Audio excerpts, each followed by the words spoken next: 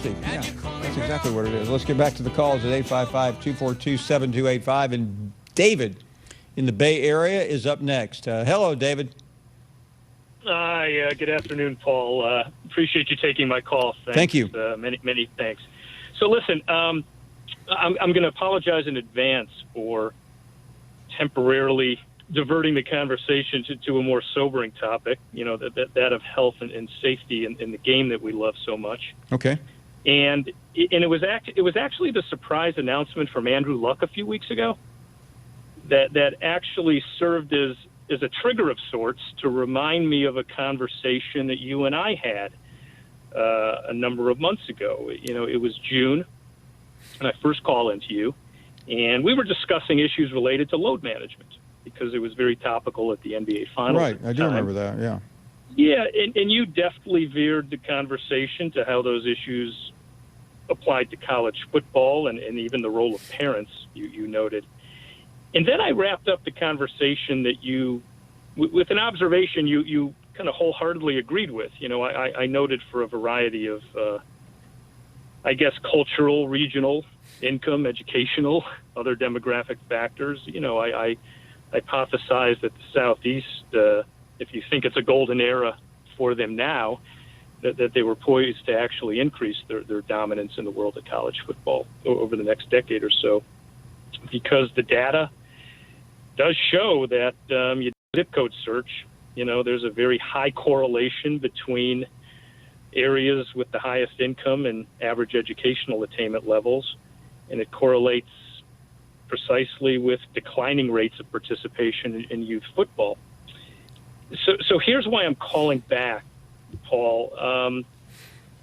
Following that Andrew Luck announcement, if you actually read the transcript of that conversation you and I had, right, it'll correspond precisely to what I just related. That's really interesting. If you listen to the audio of the conversation, it tells a little different story. And specifically, as you were agreeing with my final hypothesis about the Southeast, you use phrases like "you're dead on," "you're absolutely right." To my ear, there was a bit of a pronounced, kind of halting, almost nervous little chuckle as you were agreeing with me. Right. And, I was envisioning the wheels in your head turning, and the journalist in you was probably saying, the guy's right. It's supported by the data.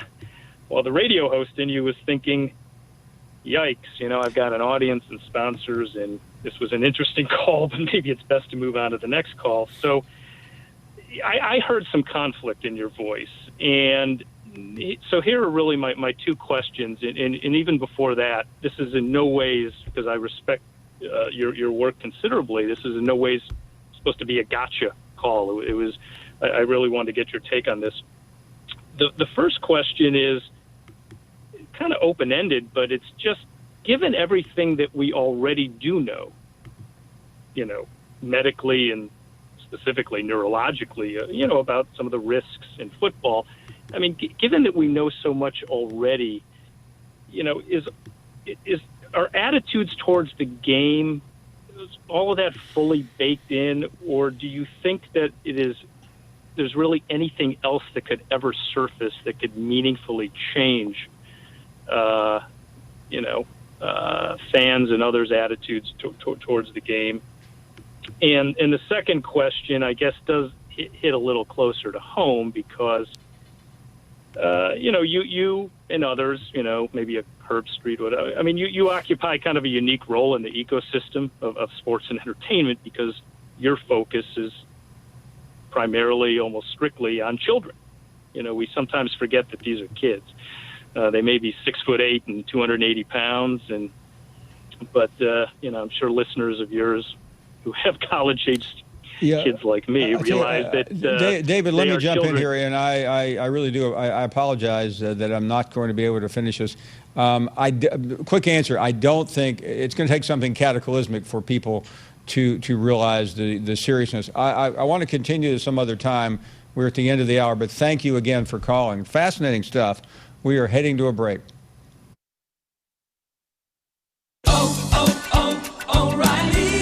This is Sarah's O'Reilly Auto Parts story. Driving cross-country with 2 young children is ambitious, to say the least. Then our check engine light came on. We pulled into O'Reilly Auto Parts and they tested it. Turned out it was a faulty sensor.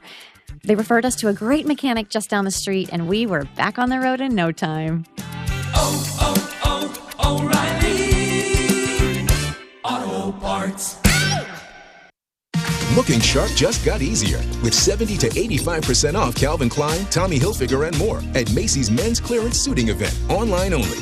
Have head-to-toe style in a Ralph Lauren wool suit, originally $625, now $149.99. Plus shirts, pants, and shoes, now $14.99 to $29.99. And ace the casual look with sport coats from $39.99 to $69.99. It's all at Macy's.com.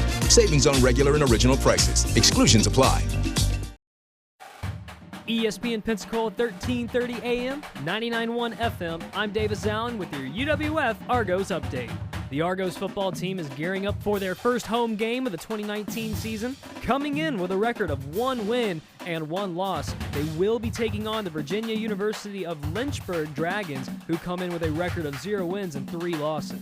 Kickoff at Blue Wahoo Stadium is scheduled for 6 o'clock. Will Kennedy will be live with the pregame show starting at 5:30, and all of it can be heard right here on ESPN Pensacola 1330 AM, 99.1 FM. For the fans attending the game, parking lots and tailgating will open up at Community Maritime Park starting at noon. Box offices open at 3. The fan favorite Argo Walk will begin at 3:45, and fans can start entering Blue Wahoo Stadium starting at 4:30. I'm Davis Allen with your UWF Argos update for ESPN Pensacola 1330 AM, 99.1 FM. You're listening to Pensacola's local and ESPN sports station. Your favorite ESPN radio shows, plus high school and UWF Argo football. ESPN Pensacola 1330. No time now. I'm cleaning the fish tank. You can always come up with an excuse for not visiting longtermcare.gov. Gotta go. Yoga class starts in 10. Oh, I forgot. Game night. Perfectly understandable, since going to longtermcare.gov means you actually acknowledge that one day you will be, dare we say it, old. Hey, do you see any crow's feet on this face? I don't.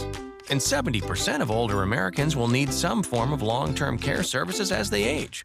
If you're 50 plus, time to create your strategy for aging so you can stay in charge. Well, 50 is the new 30. Sure. Longtermcare.gov makes it easier to figure out where you want to live, who will care for you, and the newest ways to cover the costs. Longtermcare.gov. Find your own path forward. Hey, is that a new gray hair? Where?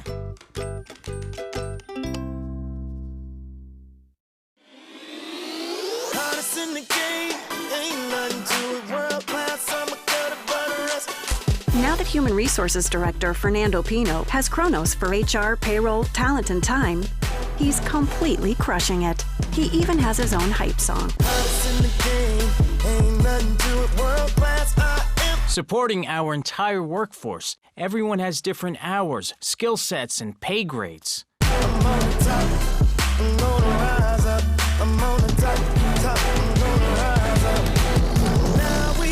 Motivating and engaging our people every step of the way. Kronos, HR solutions for the modern workforce and the people who support them. Learn more at kronos.com/HR swagger. I'm on the top, I'm gonna rise up. I'm on the top, I'm gonna rise up. I'm on the top. From the all-time leading running back Emmitt Smith to Hall of Fame linebackers like Derek Brooks, Pensacola is full of NFL legends. Well, how about joining some of the NFL legends every Sunday down at World of Beer, 200 South Palafox, for your ESPN Pensacola NFL tailgate party. It all gets kicked off at 10 o'clock. Stay around for the best games, prizes, and more at your favorite destination. It's the NFL Tailgate Show on ESPN Pensacola 1330 FM 99.1. Football season has arrived, and ESPN Pensacola 1330 AM 99.1 FM is where the action is. Bringing your high school football every Friday night, UWF football on Saturdays, and the NFL on Sundays. If you would like to partner with ESPN Pensacola as a sponsor or promotional partner, give us a call at 262-6000. ESPN Pensacola, 1330 AM, 99.1 FM. WEBY, Milton, Pensacola. Ladies and gentlemen, can I please have your attention?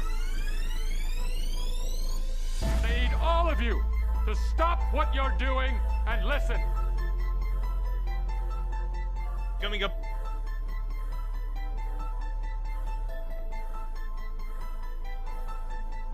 On the Sports Drive tonight, Thursday Night Football, Jags and Titans, the matchup we've all been waiting for. Smith has just become the NFL's all-time leading rusher.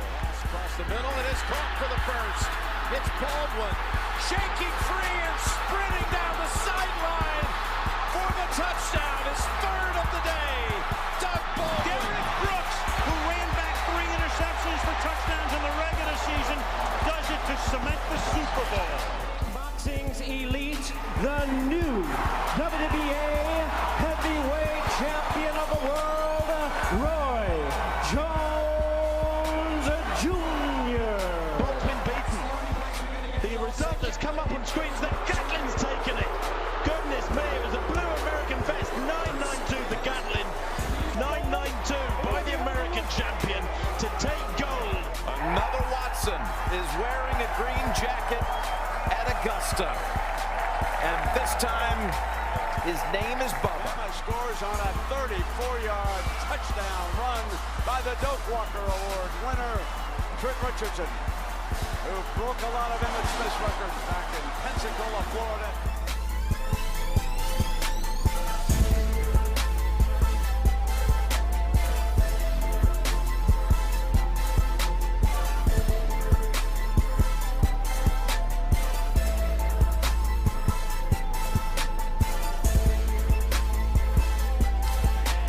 And welcome into the Sports Drive right here on ESPN Pensacola, 1330 AM, 99.1 FM.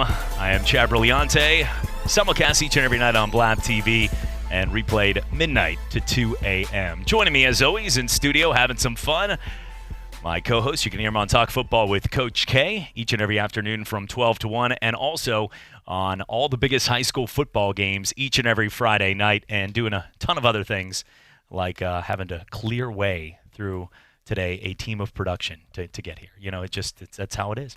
Our good friend Joe Ford. Joe, what's happening, my friend? Not a lot, man. Sure. It's been a busy day for you guys, huh? You were out at Burger King scoffing down Whoppers, and then over. You got to explain that as you say that, though. You know, there was an event that sounded like it was okay. I was under the impression that you were just taking an extended lunch today. You tell people about Burger King stuffing Whoppers all day, and you're like working hard, being like, wait a second, that sounds to me. Lord, I'd love to do that, but I didn't actually eat the burger until after I left because we had to run the next event. And if I did eat that Whopper before the next event, I knew I was going to be out of commission. So pretty much at that point, I realized I was going to hold off, but then made the bad decision because it did have mayo on it, and that wasn't a good situation on the drive here. Let's just put it that way. So, guys, you might be hosting the rest of the show, but overall it was a fun event, and we did give away a lot of prizes. We had the first fan that came out there. I'll let our next guest as well, Eric Vadrine, college basketball player, joining us here. College of choice that was coming out there. The first guy we saw was what team? UCF. He had a UCF hat on. He had a UCF hat on, and Chad, you can probably give you remember the year a little bit better, but he graduated from there like yourself.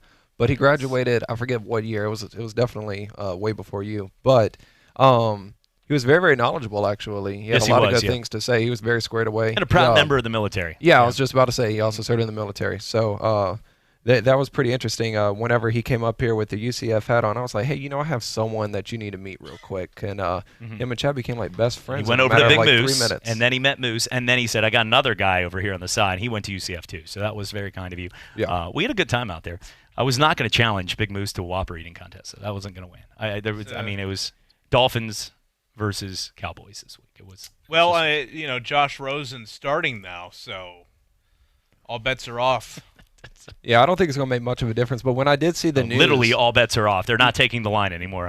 Whenever I did see the news, I was actually curious. I was like, because we talked about the spread yesterday, I was like, I'm wondering how that's going to affect the spread.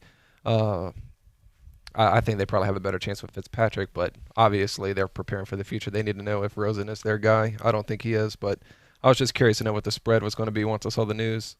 I'm sure it hasn't changed much. I mean, it's 23. Not in their favor, at least, for sure. I don't think they're not going to move up. Tonight's spread's a little bit different, and we're going to get to all the big stories. Today was a fun day, as we talked about earlier. We're at Washington High School as an amazing moment. Jayla Roberts, back for her senior year last year, hit a game-winning shot against Pine Forest, a buzzer beater, and it was a big moment right there, dedicated to her family, and just an awesome time. So ESPN Sports Center Top 10, and we've had to hold this back. We've known about this for about a week, but it's been one of those surprises, and we know with social media, you share it with one person today, and like wildfires, it's out there. It's like bandwagon Cowboy fans right now that they're doing well. But looking at the way that they went out there, it was amazing to see how much love, how much support from the school, from the kids, from the teachers.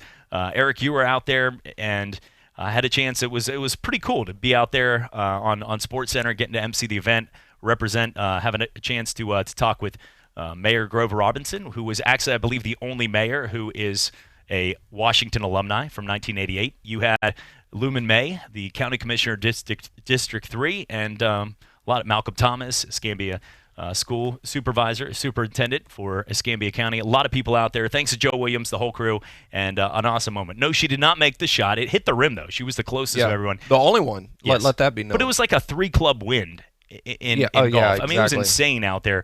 They had a perfect court with everything painted for SportsCenter and a big moment, and it was pretty cool. And I thought that's pretty cool, not only for Washington, not only for Jayla, but also for Pensacola to be represented on one of the top 10 that is going to be showcased on October 10th. So mark it on your calendar, because Pensacola will be out there showcased October 10th on ESPN's top 10 plays from around the country. So pretty big moment right there. And so is it like the top 10 plays of 2018? Are they doing like a year-end review or something? It's going to be the top 10 hometown proud moments. Oh, so okay. it's not just going to be all. I'm sure they're not going to put it up against a Super Bowl moment or some kind of kick in college football. That's And so still it's going to cool, be though. like the top 10 amateur athlete hometown moments right there.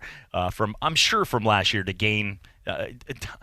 There's a lot of B-roll and a lot of that goes in there. So I'm sure they're going through every tape to make this moment. They probably spent countless hours upon days going through things. I'm sure they didn't just say, you're cool. Don't like this guy. You're cool. Like, they probably looked through hundreds upon hundreds to get to this moment. There. Yeah. I mean, apparently they've been out there since Sunday painting this court. This court is nice. I mean, it definitely wasn't a rush project. No. It's very, very nice. They don't look. Disney owns ESPN, ABC, and they don't spend. If you've gone to Disney, there's not a wrapper on the floor. That's why they can charge $75 for Mickey ears or Dumbos or things like that. They do things right, and in this case, they did it over the top, and we were happy to be part of it and getting to MC the event. Thanks to Davis Allen, for Kevin, for all the folks out there. Brent, a lot of people put some time into it, and everybody that helped. And looking forward to the event coming up on October 10th. And, I just decided to shave my head a couple days before so nobody in this country will recognize me, any of the people out there that obviously were looking for that hair, all 4 of my grandparents. But, everybody else in this case, not a big deal.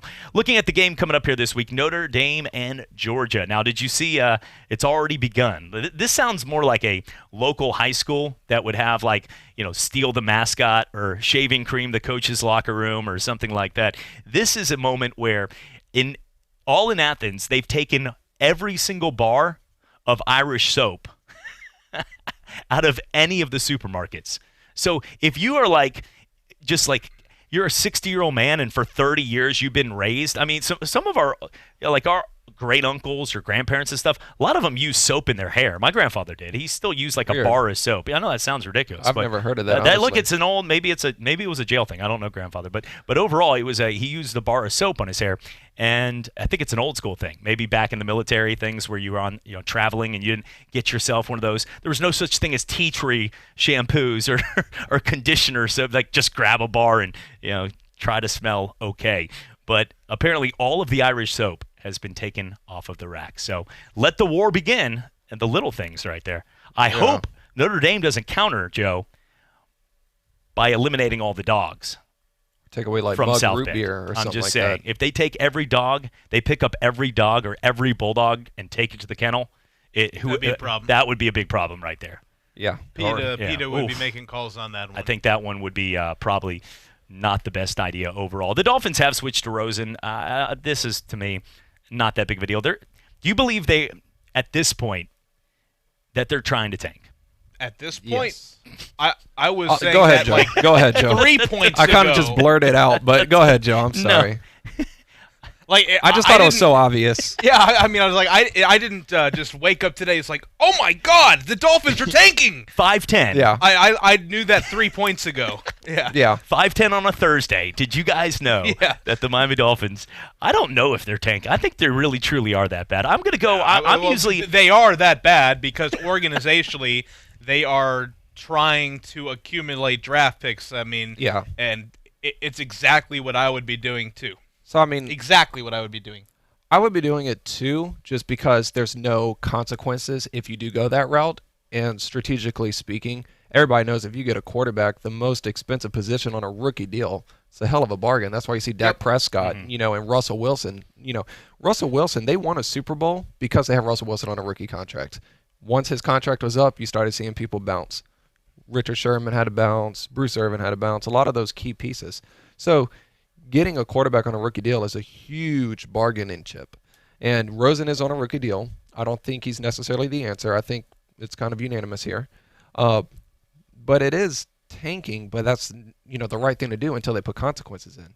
We were speaking earlier that they need to put some sort of consequences in because I think the NFL is finding people for the wrong thing. They're finding defensive players for playing football, but then they're not finding the organizations for not trying to play football. Yeah, Jalen Adams was fined, $21,000? Yeah, I was for about that hit, yeah.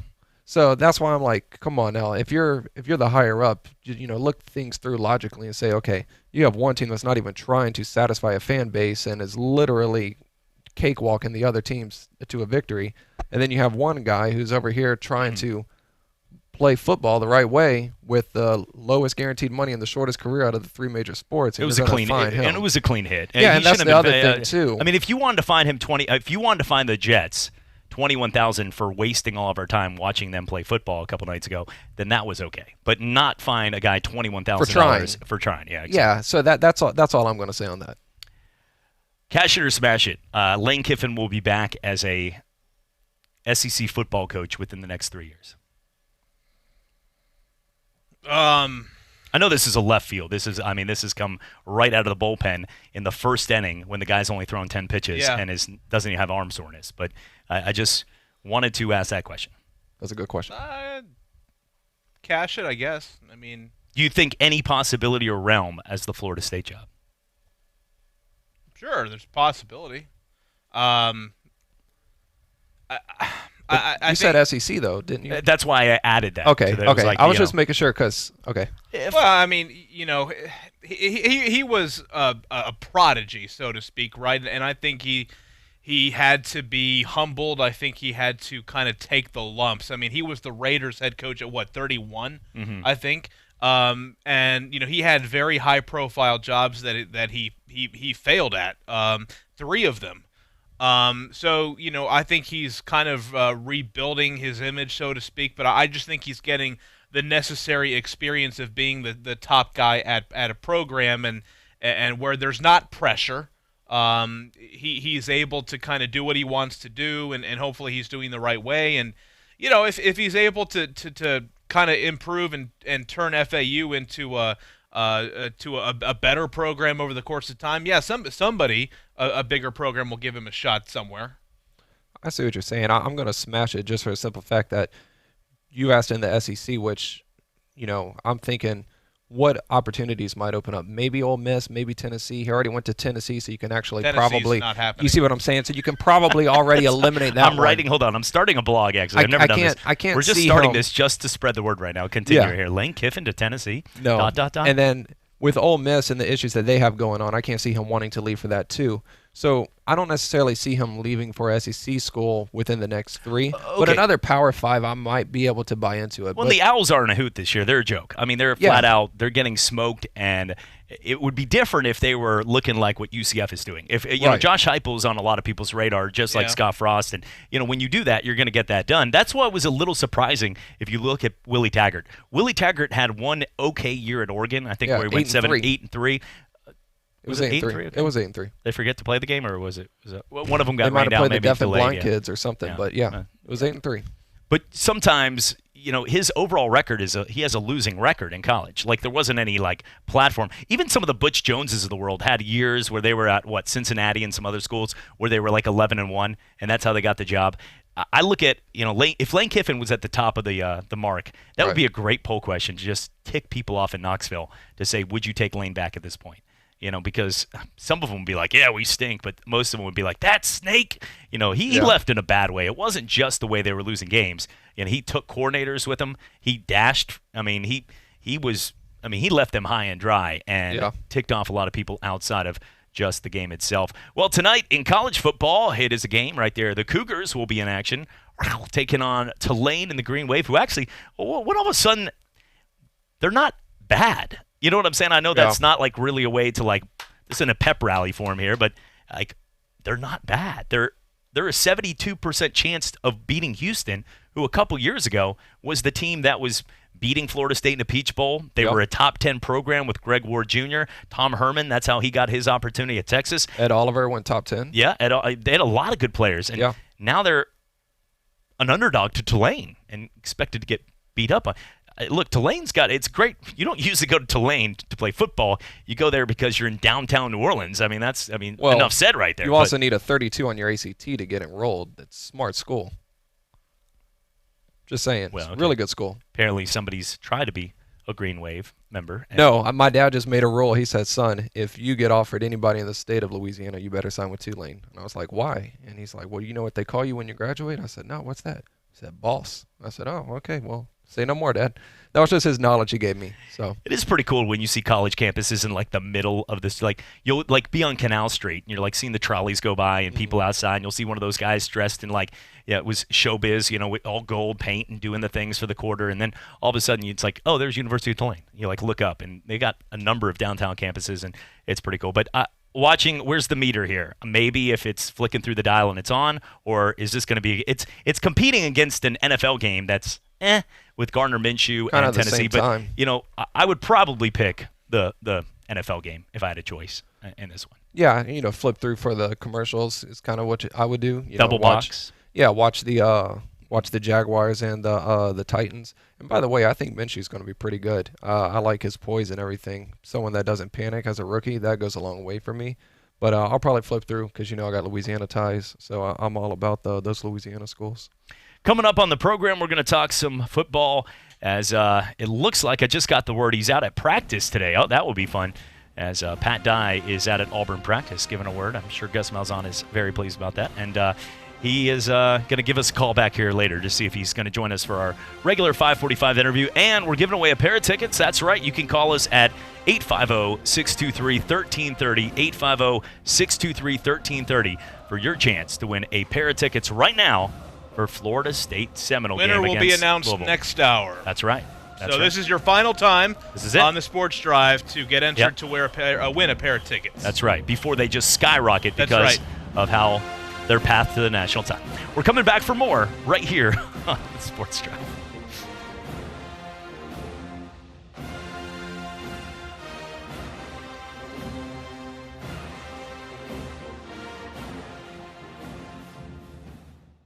This is a message for all parents. If you as an adult think it's tough being separated or divorced, have you truly stopped to consider how your being separated or divorced affects your children? How parents treat one another, either during or after divorce, can have lifelong effects on your children. Whether you are separated from your spouse or even actually divorced, in either situation, keep in mind that you and your spouse are parents forever. Hello, my name is Stephen T. Holman, and I am a family law attorney. If you have questions regarding custody, visitation, or child support, call me today for a free consultation at 435-6909. That's 435-6909. As a single mom here in Santa Rosa County, I'm voting for the penny tax because my son will have a better community to grow up in.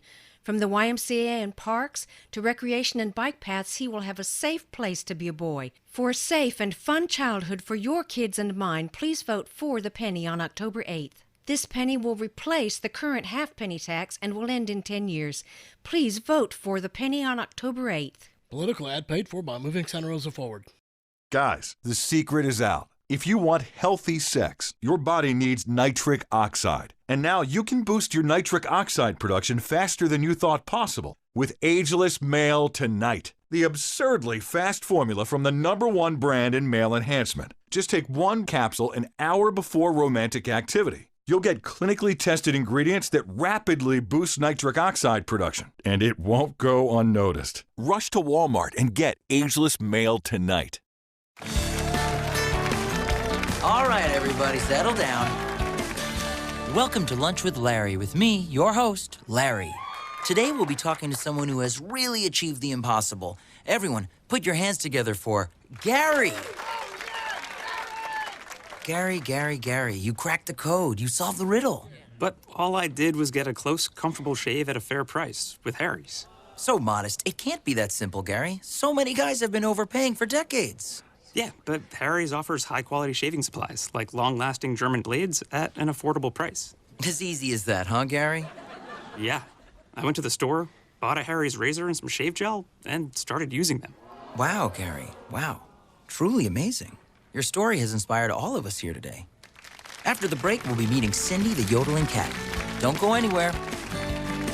Harry's, now available at Walmart, Target, and harrys.com/radio.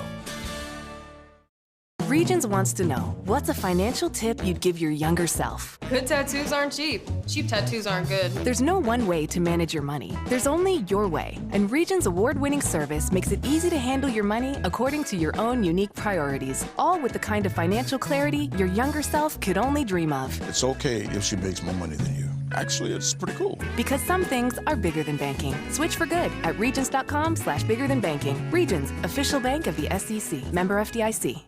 The Paul Feinbaum Show. Everything you wanted to happen hasn't happened. Oh my gosh, that's all any of y'all want to talk about is Alabama. You're really not understanding the conversation, but anyway, we can move on. Alabama's dynasty has just begun. Hold on a second, Charles. Somebody wants to talk to you. I don't want to talk that compelling moron. He's nothing but a lame-headed old man. 2 till 5 every weekday afternoon. ESPN Pensacola, 1330 AM, 99.1 FM. You're out of your freaking mind, cowturd.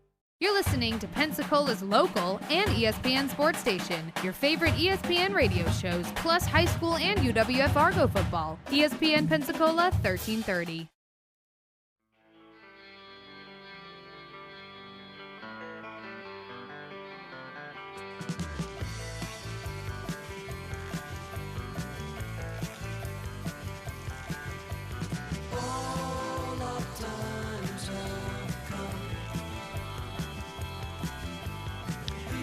Welcome back. Gotta have a little more cowbell, baby, right there. Eric didn't do it. He didn't. I've never really played a cowbell. I couldn't even pretend. Hey, does he understand what's happening here? It's nothing to do with the cowbell. It sort of does, but that's not a movement I'm familiar with. He's never seen the skit. Unbelievable here. So when you have the timeout, see, that's a timeout. Move your water. I'll put my nose in the corner. I'm sorry. So take the segment off. Go watch the skit and get back to it. Last week he touches the anchor. This week, no, I didn't touch the anchor. Actually, I saw it. I didn't say anything. I gave you a break. Looking at the matchups going on here, Joe, you were talking about during the break.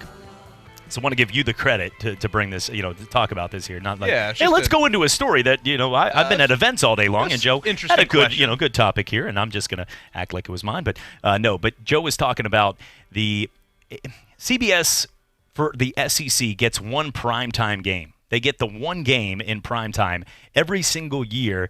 That is the 8 o'clock, 7 o'clock Central Time start. And this year, it's going to be this Saturday as Georgia takes on the Notre Dame Fighting Irish between the hedges. And it's a good game. It's the number one when it comes to money-wise. It's the best game overall. $611 on average for tickets, except for that one guy that thought those helmets were Notre Dame, that were Vanderbilt, and bought them for like $30, and now he's got way too much of an allotment.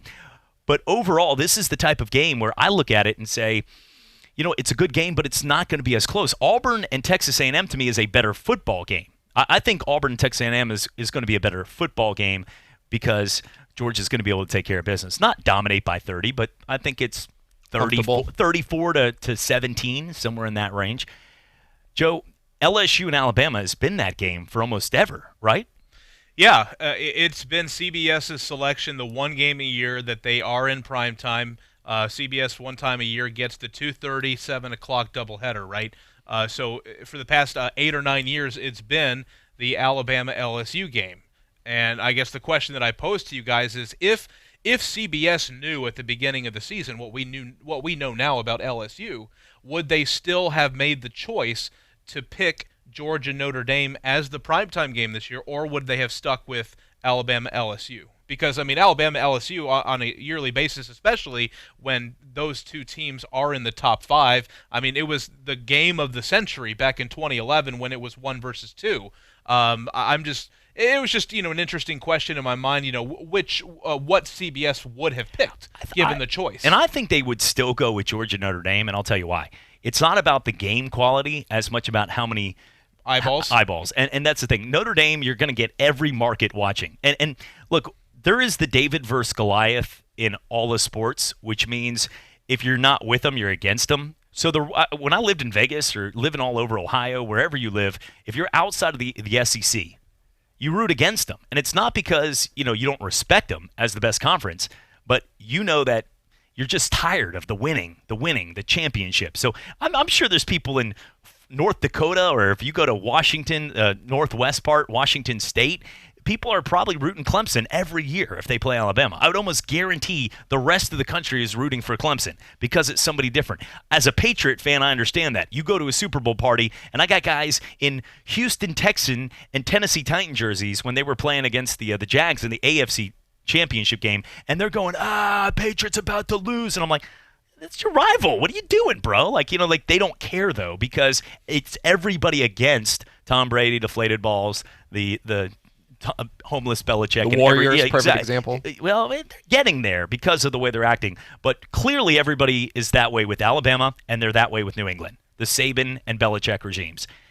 And I think because of that, you're able to throw not just the SEC, but another possibility that has probably the largest overall fan base across the country anyway, and it's a recipe for more success. So I'd put it that way. From a game standpoint, I think LSU-Alabama is a better game. But you're going to get it regionalized where, more people are like, another one of these 1 versus 3 matchups or 2 versus 4 that, they're overrated and they're going to get, that's what other people are saying around the country. This one gives everybody a shot, and people will be watching this all around the country. So that's my take on it. It's financially a better move, especially knowing that Notre Dame isn't having a home game with the peacock in the corner making millions of dollars. Yeah. No, I see what you say. I would still probably, to your question, say that they would go with LSU and the You Alabama think CBS game. Producers would do that? Well, if it's been for 9 years straight, it isn't far-fetched to assume that they would go an extra year. I don't think. But I mean, the way that it's going to be matched up, I mean, I think the score is going to turn a lot of people off the game in itself. So you see what I'm saying, though. So because even if Notre Dame, and just to put a wrench in Chad's point, I mean, even if Notre Dame Georgia was the CBS game this Saturday at 2:30, I mean, they're still going to get the numbers. I mean, maybe not as much as if it was in prime time, but I mean, LSU Alabama this year, especially this year, given what we think of LSU at this point, if they go into that game undefeated, it's likely 2 versus 3. Yeah. So if I'm a CBS executive, and again, this is all hypothetical, but I just think it was a good conversation point, is what if you're a CBS executive, what game are you picking? Are you picking a game where, yes, you have the Notre Dame brand, but in terms of the on-field product might be a disappointment, or you have a legitimate national title contender in LSU versus Alabama in what has been the game's best rivalry of this past decade? Right. So I would just say more, and I don't disagree with the single point that you made. Yeah. You brought up a lot of good financial things. That's definitely a good point. But whenever I look at it, it's more so from the perspective of which game's going to actually have more meaning whenever it comes to the college football playoff. I think the LSU and the Alabama not only is it going to have more meaning, you're going to see more pro players on that field. To me, it's just much more appealing, much more safer. I fully would go that route as well. That's all I'm saying. The points you guys made about it becoming a blowout makes sense. I mean, I understand. It's a better football game. We're all agreeing that LSU and Alabama is going to be a better football game. But, the hype and remember, Notre Dame's still undefeated. So at this point, the hope is they're like, block the noise, haven't lost a regular season game in a year and a half and feel like they can get it done. And anytime you have that, every Irish person is going to be watching. Notre Dame's not only a national brand. You go over to Dublin or you go over other places. It's a worldwide brand. And I mean, it really is. There's no other team that has that. The tradition, the history. Rudy was on your show, not the real Rudy, not Sean Astin, but that was pretty cool with the Coach K the other day. I look at it and I would still go with Notre Dame if I'm trying to make money, because CBS guys, when it comes to college football. And I can't believe I'm even saying this over the air. But they care about their money and what they do in sports. And they need it. They really need it. News there. We need I feel bad for them. March Madness carries CBS, though. Between the AFC games in the NFL and college football with the SEC, it's been a rough couple decades for them. Don't forget March Madness. Just adding fuel to the fire now. No, I know. They did get a couple. Pour some gas. I'm trying to retract here. A couple AAF games, right? So now we're even. They lost so much they have to bankrupt based on that one AAF game over there. I can't believe they didn't finish the season. I can't believe they didn't get one season through. That was a crappy move. The guy that, you want to talk about total cons? There should be a book on the guy that was the owner of the Carolina Hurricanes and the team who is going to be the savior, who walks in there. He goes ahead and takes the $225 million and puts into it, but obviously there are stipulations to it. And then he goes to Roger Goodell and says, the only way this will continue, now that he has the power, the majority power, a voice. He goes, now he has the voice, he buys it, and then says, now at this point, we have to work with the NFL or we're done. And the NFL's like, nah, bro, we're good. We're okay. We've got a free farm system that's working pretty well for us. We're all right. We don't need you. What are you guys coming in there? That's Pedro's Burgers walking into maybe a Golden Arch or Burger King and being like, I'm sorry. We're going to open next to you, and you guys need to give us 50% of the profits because the people coming through your line are really coming to Pedro's. Be like, get the blank out of here. And, or for you, Pedro, hasta mañana. Looking at the moment right there, I don't know if Pedro spoke English or not, so I just added that. Looking at the moment, the hypothetical Pedro, looking at this, Rambo is now 73 years old. Sylvester Stallone, if you're seeing there, now look, Michael Bay can blow buildings up, and they actually didn't blow up in downtown. The digitally enhancing Sylvester Stallone at this point is happening. Same thing with Arnold. Do you guys want to take a stab at how old you think they are? Now, I've looked this one up, so I'm aware. I think I have a good guess. Isn't Arnold 67 or? I think he's in 67. The 70s. I think I'm going to say 73, 74. Yeah, closer, yeah. Arnold is 72. Okay. And Sylvester Stallone is 73. Remember when we thought we were kids when we thought 50 was like those hover round commercials in the Grand Canyon, like I'm falling and I can't get up. You thought 50, not 50-year-olds. There's guys out there that are on winning surfing tours, quarterbacks for the Patriots who maybe are 50, throwing touchdown passes. I'm just telling you, I know he's 40 guys. 73 though, still. I know that they're not having to do as much. The old commando days, or get to the chopper. None of that. But 73 is back at it. For sports, if you could pick one guy in any sport that you would love to see come back, who clearly is aged, not like somebody that is old but doesn't really look, like Drew Brees, you don't see him in public be like, look at that elderly gent. A guy that clearly is old, gray hair kind of thing like that, but you think could still get it done, could still boss some people around. Yeah. Who would you like to see?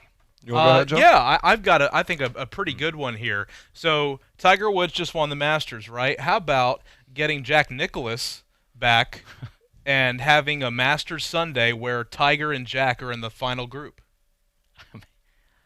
I like where you're going with this, but since I do follow golf, my brother's the executive producer of Golf Channel, I've seen moments of Jack like hitting the honorary shot at the U.S. Open, and he's like getting out of the cart. It's hurting him a little. I don't know if he can play 18.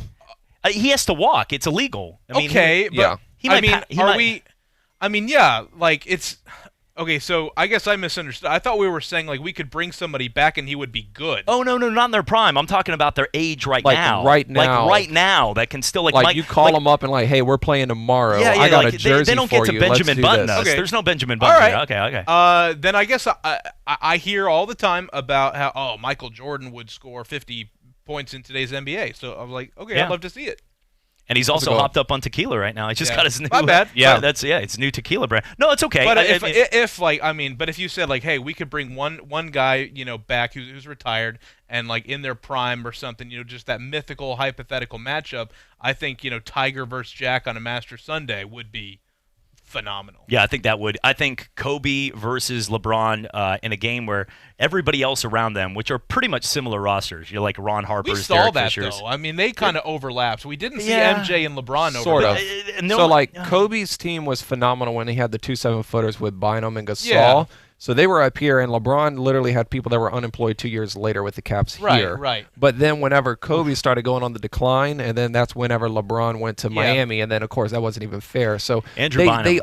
They overlapped a little bit, but the talent between the teams were significantly different by the time that their skills started. Highway robbery. You want to talk about like a full-out bank robbery, a heist.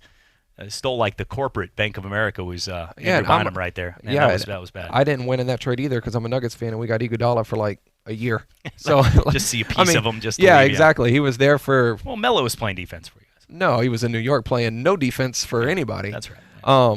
To answer your question, one, I'm a Packers guy. You protect my guy. I want to see Brett Favre still sling it. To me, I think like really, and he will come back. Yeah. And then come back again. We saw that 3 times. Do you really want to see it a 4th time? Yeah. Like, what are we on? Like Star Wars 8? Come on now. You know what I mean? How about Bill Walton? In the post, the same thing. Just the antics and stuff, though. The criticism that I received about my Jack Nicklaus. I mean, but some of these 6'8" centers, they're like Draymond Green, up and down, get Walton in the post, little shimmy. If you thought Greg Oden could coach him, if you thought Greg Oden couldn't move, wait till you see Bill Walton. But there's got to be like Nolan Ryan is like apparently he's getting attacked by coyotes taking out the trash. That happened to him last time I heard in a story, but. The guy that was on the Advil commercials, I've seen he's looking weathered today. Most baseball players are because they're outside all the time. But Nolan Ryan's looking up there. But I think he could still, he's a tough man. He beat up anybody that charged him out, and he has 7 no-hitters. Justin Verlander hit his 3rd. Nolan Ryan doesn't play games with people. I think still he's about 60. He's the guy who had him in the headlock. Oh, it was Ventura, right? Robin Ventura, yeah, one of the best fights. He had 7 no-hitters in his career. Yep. He's on the Advil commercial, so he's obviously still, taking care of that pain. I'd like to see Nolan Ryan gas it up there. That's a good one. I'd love to see. I'd say Roger Clemens, but he's juicy. Maybe Greg Maddux. Yeah, he had the type of game where he could still hit the corners. Yeah, because he wasn't a strikeout guy. How would he be in today's? We talked to Greg Litton, who was talking about the baseball and just how the game has changed so much. So maybe put Greg Maddux in today's game to see if he would still be as dominant as he was in the 90s. Yarmir Yager. Oh wait, he's still playing. He's like still in the years. KHL, I think. He's puttering around somewhere. He has found the fountain. He is not. Wouldn't call it the fountain of youth. Yeah, I don't know what it is. Fountain of something. Fountain of vodka out there in Russia. Put it like this: I played Fountain of Stoli. Back to video games. I played NHL Hits 2002. Wait. When you say back to video, we never. You just continue, but we never. No, going back into video games, whenever you play as a kid. Let's get back to into video game talk. No, not as that was a previous topic, obviously. Okay, all right. No, back whenever I was playing the video games really, really hardcore, I had NHL Hits 2002, and I remember him being on the game. So for him to still play when you played 2002, it's insane. It would be like seeing someone playing from Madden 2000. Well, Tom Brady, but you get my point. Herschel Walker would be my real answer, though. Herschel Walker. He's still in phenomenal shape. He's in He actually thought of a comeback. And he does UFC, does he not? Yeah, he still does. Yeah, I think he's still. He said he does 1,000 push-ups and 1,000 sit-ups a day, and that's all he does. And you look at him, and he looks like he's probably going to put up about 28 reps of the 225 at the combine or something like that. And Mike Tyson too. I think Mike Tyson with a month of training. And he could just rip off the ears of baby koalas and train to get in that mentality kind of thing. I think that he could put some fear. I mean, he puts fear just looking at the guy. You're not sure, what's going to happen. So in the movie Hangover, he laid him out with one punch. Got a tiger right there. I'm going to say, I'd go Mike Tyson or one of the guys. When we come back, we're going to talk a little bit about the game tonight. Jalen Ramsey, will this be his final game in a Jacksonville Jaguar jersey, or will it matter with Gardner Minshew at quarterback and probably a 5-11 season ahead? It's all coming back right here on this Thursday edition of the Sports Drive. Hello, sports fans. Miles Bentley here, General Manager at Hill Kelly Dodge Chrysler Jeep Ram in Pensacola. Growing up, I always loved sports. Nothing but net, out of the park, through the uprights. Sink the puck Bentley, that was me. But my love of the game couldn't beat my love for Pensacola and helping folks get on the road of dreams in a new Dodge Chrysler Jeep Ram. Sure, I never went to the big leagues in sport, but we're all pro here at Hill Kelly Dodge Chrysler Jeep Ram. Proud to be in Pensacola. Coach K brings football to life year-round. The teams, the players, and the front office. Well, we're very appreciative to Dabo Swinney, the head coach of the national champion Clemson Tigers, to take the time to be with us. Talk football with Coach K every day at noon on your radio. He does possess the skills necessary to play and be successful in the National Football League or anywhere else. And Coach K live on Facebook and YouTube at ESPN Pensacola 94.5. There's a lot going on right now, and broadcasters are on the ground covering all of it, bringing you the weather, the traffic, and breaking news, all while entertaining you 24 hours a day. Someone needs to tell you what's going on around the world and in our hometowns, and that someone is us. We are free radio. We are always there. We are broadcasters, your home for Pensacola sports, ESPN Pensacola 94.5. There's a lot going on right now, and broadcasters are on the ground covering all of it, bringing you the weather, the traffic, and breaking news, all while entertaining you 24 hours a day. Someone needs to tell you what's going on around the world and in our hometowns, and that someone is us. We are free radio. We are always there. We are broadcasters. Visit wearebroadcasters.com or text radio to 52886 to learn more. Furnished by NAB and this station. Hello, everybody. You're looking live at Fansville, a college football utopia. Fansville. Where the rivers flow with ice-cold Dr. Pepper. Delicious. Where every day is Saturday and everyone's a fan, even babies. Fan babies. And the seasons never change because the only season is college football season. Get a taste of Fansville this fall during a college football game near you. Dr. Pepper, the official drink of Fansville. Grab some today. Regions wants to know, what's a financial tip you'd give your younger self? Retirement is the best form of self-care. Regions believes banking on your own terms is a big deal. Maybe you value great service and convenient solutions, or you simply want a banker that gets your priorities. Take control of your finances with the kind of financial clarity your younger self could only dream of. There's no shame in showing up just for the free food. Because some things are bigger than banking. Switch for good at regions.com/biggerthanbanking. Regions, official bank of the SEC. Member FDIC. You're listening to Pensacola's local and ESPN sports station. Your favorite ESPN radio shows, plus high school and UWF Argo football. ESPN Pensacola 1330.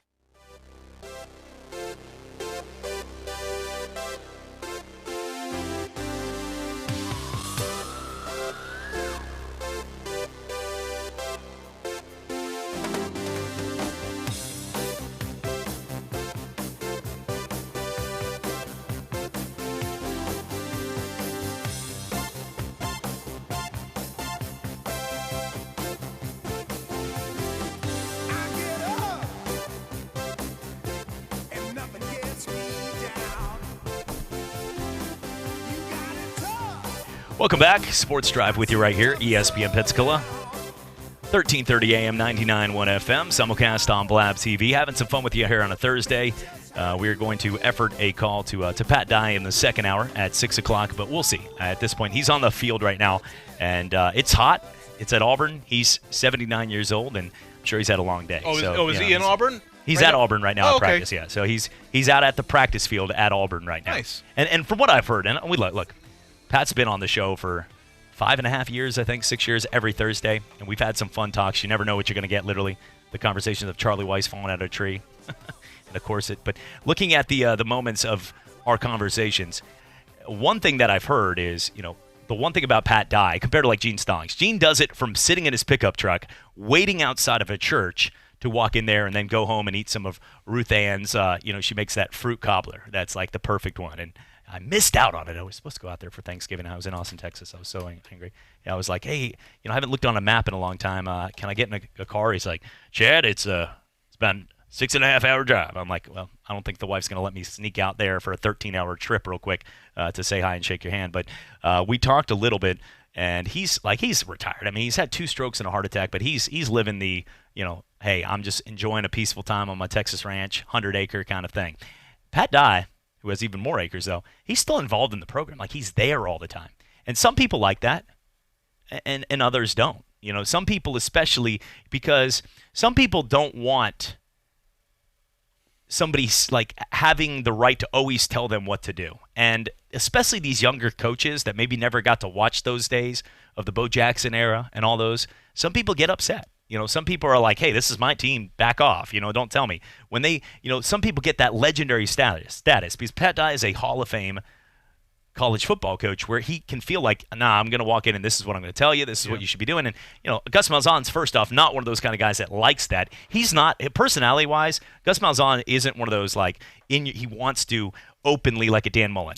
Dan Mullen will talk to you, oh, yeah, that's great, shake your hand, he's great at conferences. When Gus Malzahn, I've seen him speak in engagement down here, and he was very like, okay, I'm just doing this and I'm on to my next booster tour. That was the kind of way. He wasn't like, he looks at it systematically. And, his mind works that way too when he's writing plays. Him and Andy Reid are the kind of guys that you can see, like Coach Klein in The Water Boy, with you can see, I can envision right now Gus Malzahn sitting there with like a notepad as a kid, and like with the glasses, and I can see him with the sweater vest, the visor, and glasses as like a 16-year-old kid with a playbook, like drawing X's and O's and circle plays. And that's the kind of guy he is. But I'm sure that he's not always getting along when Pat's down there. Well, it's interesting because there are other schools, and and the one that comes to mind right away is Ohio State, where they have an office in the athletic facility for all of the former coaches who are still alive. So in that case, it would be John Cooper, who was in the 90s, and then Jim Tressel. Tressel's allowed to go in? Yeah, he's well liked at Ohio State. Regardless of what you think as far as the tattoo gate and everything like that. That was weak. Yeah, so Urban Meyer has an office there. So it is very normal to see the former head coaches in and around the facility, and I think it's good because when you're at a program like Auburn and Ohio State, you are there. And you have the success you have because based on the work of the guys before you, and it's I think it's important for programs to embrace the past, the coaches, but I think that opens up. When you have the former coaches there, it also is. It makes the former players seem welcome to come back as well, and that could be huge, obviously, for just the current players on the team. If you're playing at Auburn and Pat Dye's there and Tommy Tuberville and guys like there, you may have Bo Jackson at practice one day visiting his former coach, or Cadillac Williams, Ronnie Brown, Jason Campbell, guys like that, and that's pretty cool, So I would, if I were to give a piece of advice to Gus Malzahn, who doesn't need my advice and won't take my advice, but it's like, embrace what has come before you to make the program that you get to be a caretaker of, because that's all you are as a head coach. You are a steward of the program. It's not yours. The program's going to be there long after you're gone. And I think, and a lot of these coaches, they understand that. Most of them, because they were in the same position where if they were in that position, would they want another guy telling them before them, even if he was a legend, what to do? Advice is taken. Hey, And I'm sure that, I'm sure that former coaches, they know that. I don't think Gene Stallings, when he goes back to Alabama, or Pat Dye, they're not going over there and saying like, hey, you should do this. But he was also the athletic director for a very long time. So Coach Dye's a little different because he had his head. That was his job, to be around every facility and be there. So it's a little bit different for him, but I'm just telling you from what I've heard from Auburn fans. Pat's always going to be welcome. We have fun conversations. We've been doing it every Thursday for 5 years on the show, but we're going to go grab Mullet next time he's in Perdido out there at that place right there where we keep forgetting the name. But overall, so one place in Perdido, I'm just going to keep walking in. Pat, Are you that place? Pat, Yeah. Get out of here, son. What are you doing, man? This is a candlelight dinner. Private residence. Pat, Coach, get out of my house. So connected. Get this kid out of my house. Looking at do you have mullet? That's a question. Hey, do you have any mullet on you? This is my home. I'm in the bathtub. Looking, though, at a lot of those coaches, I would say, Woody Hayes, though, do you think he would, 1987, he passed, but is he still, how is he looked at? I know with Bob Knight is. Is he still, by Ohio State fans, they still love him? The athletic facility is Woody Hayes Athletic Center. The Luke Fickell Memorial Soda Machine. Yeah. That's a pretty good one right there. He's revered in the state of Ohio. Even after the how he was fired, but he's... Yeah, you're right. When we come back, we're going to talk a little, we'll get into some big moments in college football, the NFL, and more. It's all coming back right here on this Thursday edition of the Sports Drive. You wanted a toy at the store when you were a kid. Mom said no. You wanted a date as a teenager. The homecoming queen said no. Now, as an adult, you want a car, and all the dealers keep saying no. Finally, there's someone in Pensacola who will say yes. It's Gordon Auto Wholesale on Old Palafox, just 1 block south of Airport Boulevard. Now with a huge selection of third-row SUVs in stock. No credit, bad credit, repos, no problem. Say yes to Gordon Auto Wholesale. Call them at 850-479-9200, 479-9200, and hear yes right now. When working at a growing business, you wear many hats. The new business hat, the buying toner for the copy machine hat, the sifting through tons of resumes hat. You can throw away that last hat thanks to Indeed.com. When posting your job, Indeed lets you add screener questions that give you a less time-consuming route to your short list of qualified candidates. So go ahead, dust off that extra long lunch hat. Hiring's better when you've got your short list. Save time on hiring when you post a job on Indeed. Get started today at Indeed.com/hire. Calling all Gator fans. Time to get down and dirty in the swamp.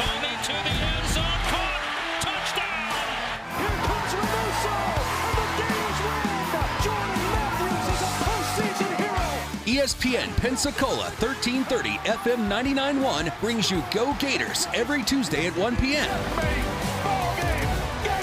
Go Gators on ESPN Pensacola 1330 FM 99.1. Brought to you by the Holman Law Firm.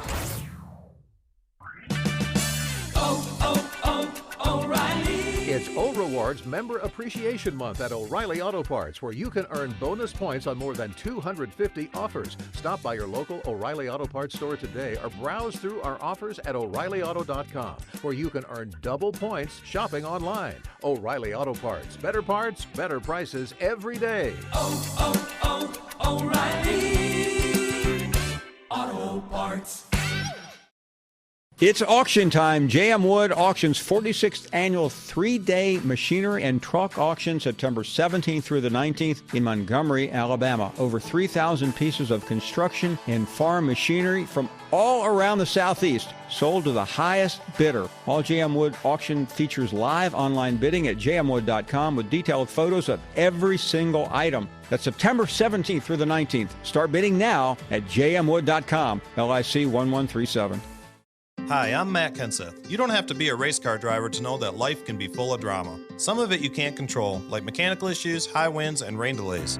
But there's some drama you can skip. Skip the drama that comes with not having your high school diploma or equivalency. Find free adult education classes near you and finish your diploma. Visit finishyourdiploma.org. That's finishyourdiploma.org. You just need to take that first step and find free classes near you and leave the drama for the racetrack. Brought to you by the Dollar General Literacy Foundation and the Ed Council. This is Davis Allen, co-host of Sports Call with Davis and Justin. Catch Justin, Patrick, and me every Saturday from 11 to 1. College football is finally back, so join us this Saturday from 11 to 1 on ESPN Pensacola 1330 FM 99.1. ESPN Pensacola is now on 1330 FM 99.1. We're still doing this, right? This is actually happening. We're going to let this happen. You can also listen anywhere. ESPNpensacola.com. You're listening to Pensacola's local and ESPN sports station. Your favorite ESPN radio shows, plus high school and UWF Argo football. ESPN Pensacola 1330.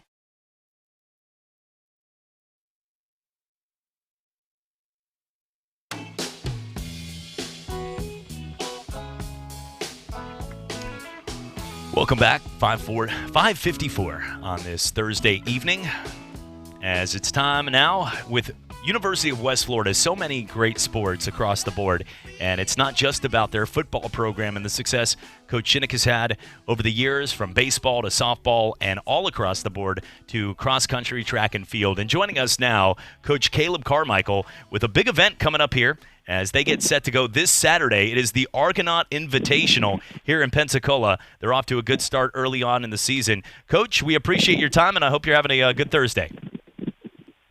Thank you. Thank you for having me. Well, talk a little bit about the Argonauts and so far, and what this invitational is going to be about, and for the people out there that want to be part of it and support it. Yeah, so we wanted to have a meet back on campus. We finally wanted to have some teams finally come visit our campus and see what we had to offer. And it's been so long since we've actually had a meet, about almost 4 years now since we've had a home meet, but about 10 to 15 years since we've actually had a home meet on campus. So we're pretty excited about having a few teams on here and running the campus and just see what we can do.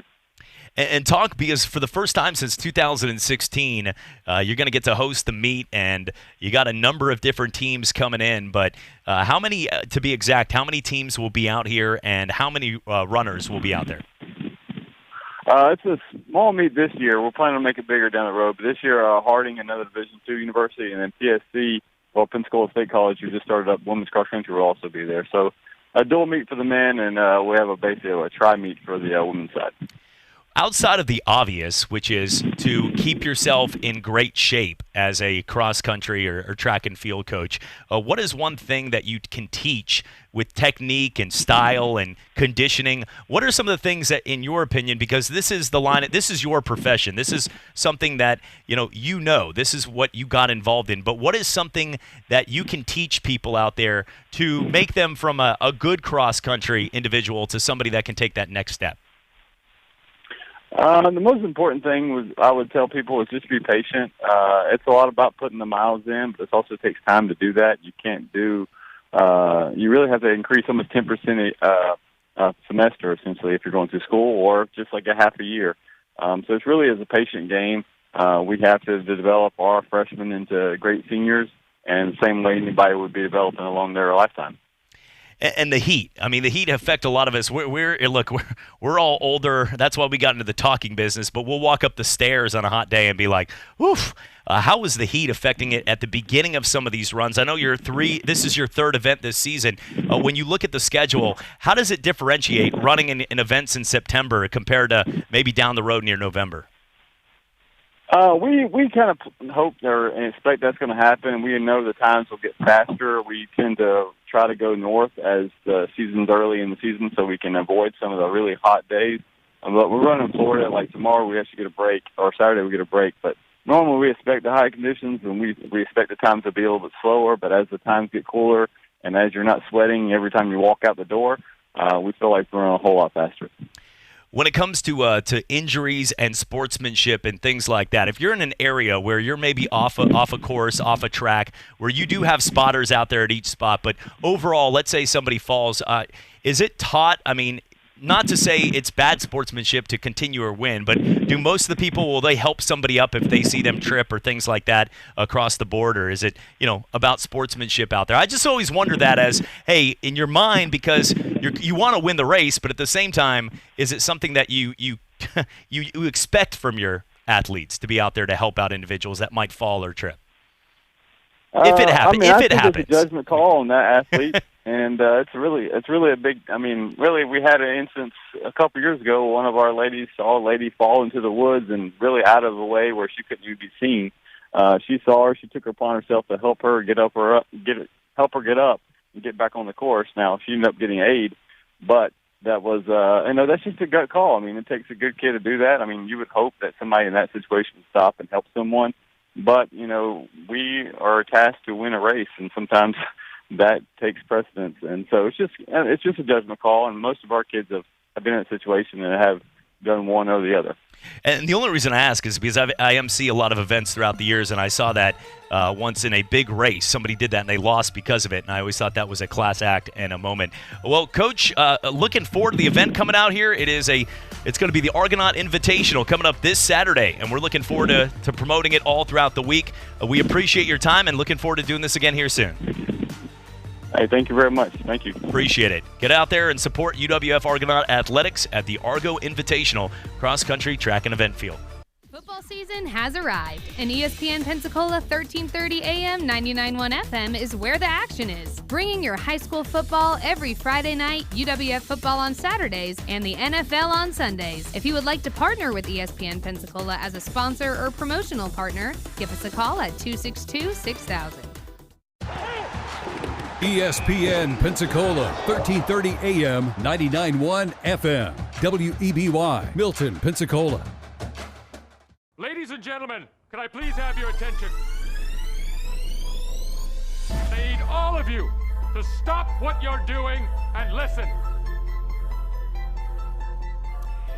Coming up here in the second hour of the Sports Drive, we're going to get to more on tonight's big Thursday night football matchup, more on college, and also, oh my gosh, there's a squirrel in here, guys.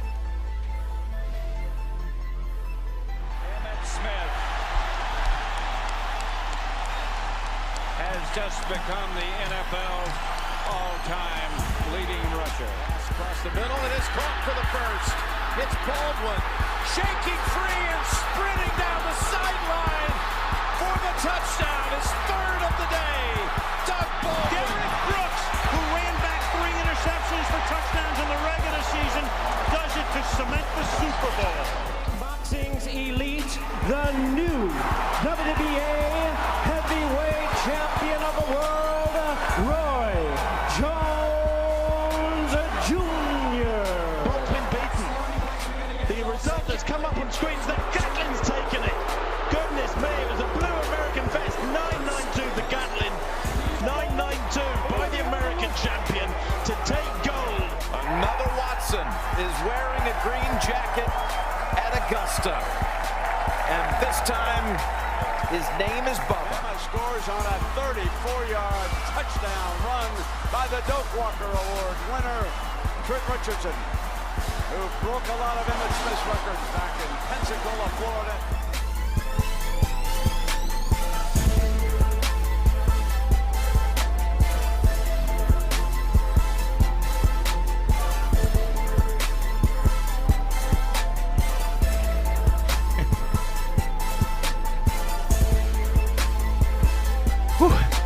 Couple crazy minutes here. Welcome back here to the Sports Drive, ESPN Pensacola, 1330 AM, 99.1 FM. I'm Chad Berliante. Glad to be here. Wow. Glad to be alive right now alongside Joe Ford. That was close. Joe Ford and Eric Vadrine joining us as well as getting ready for Thursday night football, a game. I'm a little surprised. These things, look, living out in Vegas, alias name, that's why I was the biggest thing. You know, we did the Sports Center event today, and I was talking to Kevin King and laughing, and like, hey, I MC the event, so I'm gonna be out there on the Sports Center for the top 10. But I'm a little bit upset, and the only reason is now those people are gonna be able to see me out there. That I was on witness protection for all those years in 2 different states that I thought I could hide coming over here. Oh man, they're gonna know exactly who it is right there, but it's okay. I think I'll be all right, and hopefully they're not watching on October 10th. Looking at the, I think you're gonna. I hate to burst your bubble. I really do. It'll be 0.2 seconds at the most of me. I know. You will not be on Sports Center on October 10th. More than likely, it'll be featured around the human being who they were featuring, and right. I might be like, hey, like the Fonz guy with like a point to the side. That's going to be like my move right there. You're like Michael Scott when he went to speak at Ryan's Business School, yes. And you prepare like the giant speech with like the Tony Robbins music, and they're like, what is this guy doing? Yes, and then there was the other one where what was that? There was another episode of The Office where they like cut the whole thing and used him right at the end, and they took that one out. Like the Dunder Mifflin the video, that he made with They didn't use him at all until like the Right. very They were last just second. waving. And he's like, Yeah. the waves. So they're like, they filmed that whole thing and they're like, we did use you, and it's just the two people waving in the parking lot. You get like 2 seconds to be super creative, so go for it. Someone's waving, another one was clapping, so that's when you really get to show out. They probably will use me on the not top 10 because I went to shoot. It was really windy, and I went full out to. They let me shoot it from Yours that wasn't spot. the worst. It wasn't the worst. Was it like a shot put? No. Was it like a shot put or? Do you want me to take this one for No, you? I was going to say the shot wasn't the worst, but I actually had so much momentum that I fell. I went forfeit. That's what I did. I caught my balance, but I went so far. I ran so hard that I did. Does not surprise me at no, all. I did. You could see it happening, but I did fall, and they're probably going to put me like, wow, not top 10 moments the same day. Exactly. Yeah. Chad's wasn't the worst. There was one guy, he tried to throw it like a baseball, and it didn't even go to half court. So like his shot put career is obviously not even going to happen. No. But that one was worse. So I was in the line don't of be fire. too harsh on yourself, Chad. Where I was standing was underneath because the microphone was not wireless. And the wind was going that way, It was too. not wireless, and I was underneath the hoop with the mic, and it was. I mean, these balls were flying, and Eric was supposed to catch them. Just gonna say, I supposed caught a to good him. bit of them. The only problem is, like, you know how it is whenever it's like so high, the wind's going into the crowd. I can't reach that. I'm not gonna say go gadget arm. I can't shoot my spider webs. You're not going to go Derek Jeter into like the third row. That's what I'm saying. Like, and first things first, he's holding a microphone, so. I mean, they don't weigh 100 pounds. No. You have one hand that is free, and you can cover your face. So I figure that with you having a baseball career, being used to using a glove. Not defending you know myself what I mean? here. If I did get hit, and I didn't get hit, but No, there was one that got close. I got you on that one. But if I would have got hit, I would hope that people would have made a mockery of it and like done some kind of like YouTube thing with everybody had their phones out at the But I would have. I mean, if you get hit 75 feet away from somebody chucking up a basketball, and you let that thing, like the movie Austin Powers, remember? No! And it's the guy's just sitting there, and then it runs him over. Like, if you get hit by a basketball that far away, yeah, you're pretty much, you deserve it. And I would have, but I was all right. It was about Jayla. Everything's about Jayla here. And this thing has gone off here. Yeah. Clearly, this conversation's about the girl that made the half-court shot, Jayla, who will be on ESPN's Top 10. We were out there for the event at Washington High School. It was a lot of fun and cool. But you were talking about, like, you never know who you're going to run into on things. When we were talking about last hour, running into one of the athletes, I forget. We went down this path, not video games, but what you were talking about. E.G. NHL Green, has 2002. Yes. former Florida State and NFL wide receiver E.G. Green, he played for him for a little while during the early 2000s, late 90s. He's over there. He was the guy just coming over there. He's like, hey man, this court looks pretty cool. Just walking out there. It was before this. It was a calming before the storm when they let every kid outside. So I was outside getting ready because they told me to just like go outside and wait with the mic. And he's walking around the court, and I like look over and I see his name tag, and it says Green on it, and I'm like, you E.G. Green? And he was, because I knew I was like, yeah, man. I'm like, just the guy, the one guy that walks up there starts looking at the court is a former NFL wide receiver for Florida State who was awesome, and I loved watching his games back in the day. And we started a conversation about Sunshine Network and some of the stuff, and man, it was a fun conversation. But you never know who you're walking up to. There are tons. I'll tell you, in this area, in Pensacola, all the way to Destin, 30A, Mobile, Spanish Fort, Orange Beach, a lot of places where people come to retire on the beach right here, white sand beaches, on a nice condo or get a nice house. There are a ton of athletes everywhere in the city. And a lot of them, in one way or the other, I have probably made a comment where they would love to find me. So I'm just saying at this point, I'm going to hold back. I always wonder, like, when I made comments like about somebody like driving on I-10, like Felipe Franks is coming back from that injury, and he's like, this son of a, there's one time it's going to happen here soon. It's going to. Yeah. I got you guys might want to get out the back door if it does. I'm just saying we do have when I was in college in Louisiana, me and my buddy, we were getting ready for practice. And my buddy, he was like, that's Kevin Durant. I was like, what? It's like, you got to be kidding. No, it's not. Like, I'm looking at my phone, like, trying to send a text before I have to, like, put it away to go to practice. Sounds like a racist story coming and here. like, I'm sorry. No. Just that guy. No, my grandmother used to be like, that's a basketball player. I'm like, Grandma, shut up. Like, we're in Publix here. Well, literally, this guy gets out of the car, and sure enough, 7 feet tall, pretty much. I was like, oh, my gosh, that is Kevin Durant. When someone says something like that, you're like, there's no way. Well, come to find out, he was using our school. He came and talked with us in the locker room. He was filming the movie Thunderstruck. It was kind of like a knockoff of Like Mike in a way. And never heard of it until just now. Yeah, but it's a movie. It had that was a clear I don't know what's. They had a couple famous actors in it as well. The one guy who looks like Chris Berman, but he actually came and spoke with us and everything, and I couldn't believe it. I was like, this guy really is Kevin Durant, and he came and talked with us, and it was actually pretty cool. One of those situations you never take seriously, and then when you see it, you're like, oh my gosh, you're actually not lying to me. But all right. So just a little fun fact about the movie Thunderstruck. So it was released in 2012. So Durant's in his Thunder uniform here. So the budget for this movie was $7 million. Right? Wow. The box office taken was $587,000. That's why I never heard of it. Yeah. It was not the best. Definitely not. One of my we couldn't be in the movie because we were basketball players because obviously you couldn't collect money. But one of my friends that actually went to the school, he was on his Jim team. Belushi. That guy.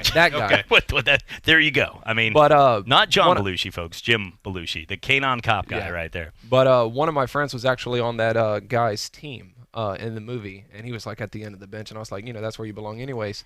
But we were just joking back and forth. But yeah, Kevin Durant went to my college, pulled up right next to me, and I couldn't believe it. That is pretty cool. I mean, there have been a lot. Sometimes on Netflix and some of these things when I'm going through and I'm looking at and you scroll through and then on accident you're trying to find, I got a 3-year-old, so I'm trying to find some kid show, this Octonaut show she likes, which is pretty educational actually. But I'm going through all this and then you get on Korean or one of these others and there's 8,000 shows and I'm like, how many different movies and shows are there? How are their budgets for? Speaking of, I mean, there are hundreds of thousands of shows with different people. How can you watch them all? How can you do this? Yeah. And how can Samuel L. Jackson be in every one of them too? Yeah. I mean, speaking of obscure sports movies, do you guys remember? You may be a little young for this. I don't know. Chad, do you remember back when we were growing up on Sunday nights? They used to do a Disney feature movie on ABC or whatever. Yep, I do remember and a couple of them were sports movies. You had Tony Danza as the garbage picker-upper. I remember. Whatever the movie was. I know exactly how horrible for the Philadelphia Eagles. I wasted an hour on that, Yeah, and then they had another one. I think it was a spin-off of Angels in the Outfield where there was Angels in the End Zone or something. I do remember that. The running back was the main character. Yeah, I think he was so. I remember the end of the movie because he was give me the ball. He's like, I need a touchdown, not a first down. He said, I know. That's why you give me the ball. He does remember, yeah. Yeah, and he went in there and he hugged his dad, who was this angel. I do remember that one. Yeah. But you don't remember that one, Chad? You just painted an incredible photo right there. You're just just hug that dad. That was an angel right there in that moment. That really was what happened. These are, they were pretty bad movies. Look, but they were. Let's say. He was number 22. Disney can cut their losses. They're all right. They're going to be okay. They'll be all right. The garbage picking, field goal kicking. Huh? This was the name of the movie. No, this is a real movie. The garbage picking, field goal kicking Philadelphia phenomenon. Mm-hmm. They paid $1 million. I was actually about to say, how do they fit that on a cover? But there's the cover. No. It was $1 million billboard to fit that all on one across. Yeah, in Times Square. Tony Danza was in it. Yeah, it was the kicker for the Philadelphia. So I definitely don't remember that one. Yeah, sounds like a bowl game in California. San Diego County Credit Union, poinsetable. Yeah. It kind of reminded me of Derek Zoolander, his little place he had, for the children who can't read good. But Tony Danza. Samantha! Tony Danza was, he was a classic. There was a couple of those. No kids, they don't know Uncle Jesse's and people like that. None of these people knew the slick backs back in the day. Now, they were all in their 30s with that hair.